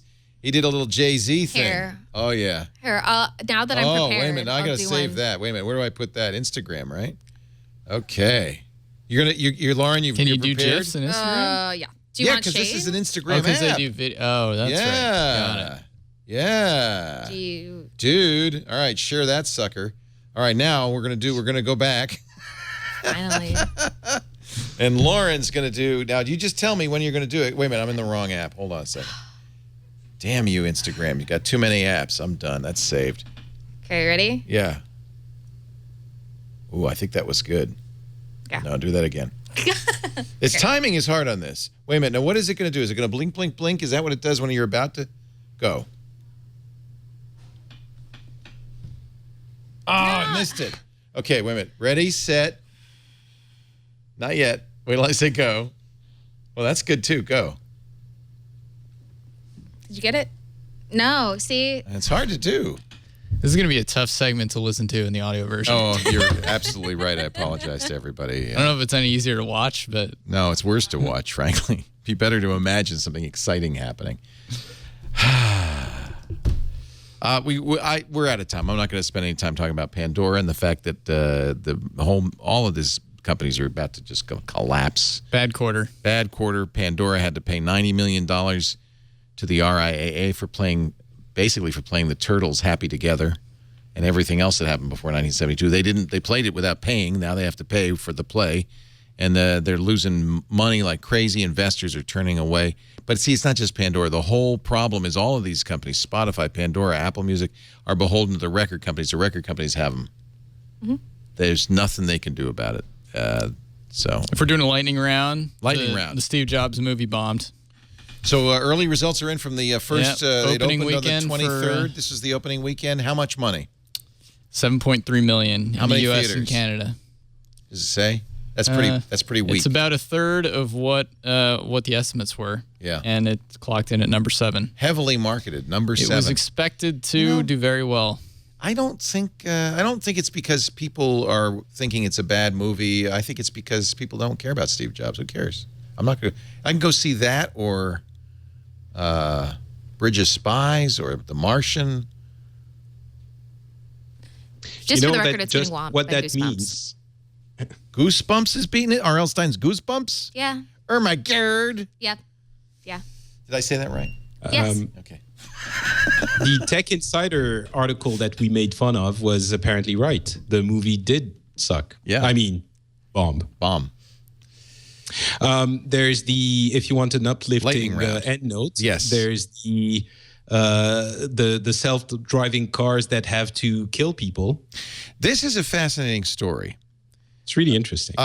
This comes from MIT's Technology Review, and it says if you're going to do autonomous vehicles, you've got to solve a really challenging ethical dilemma. What do you do when you have to make the decision between, say, for instance, killing your occupants, your owners, or plowing into a crowd?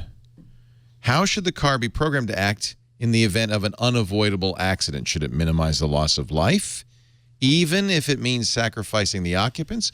Or, as I would like it to do, should it protect the occupants at all costs? And how does it do this?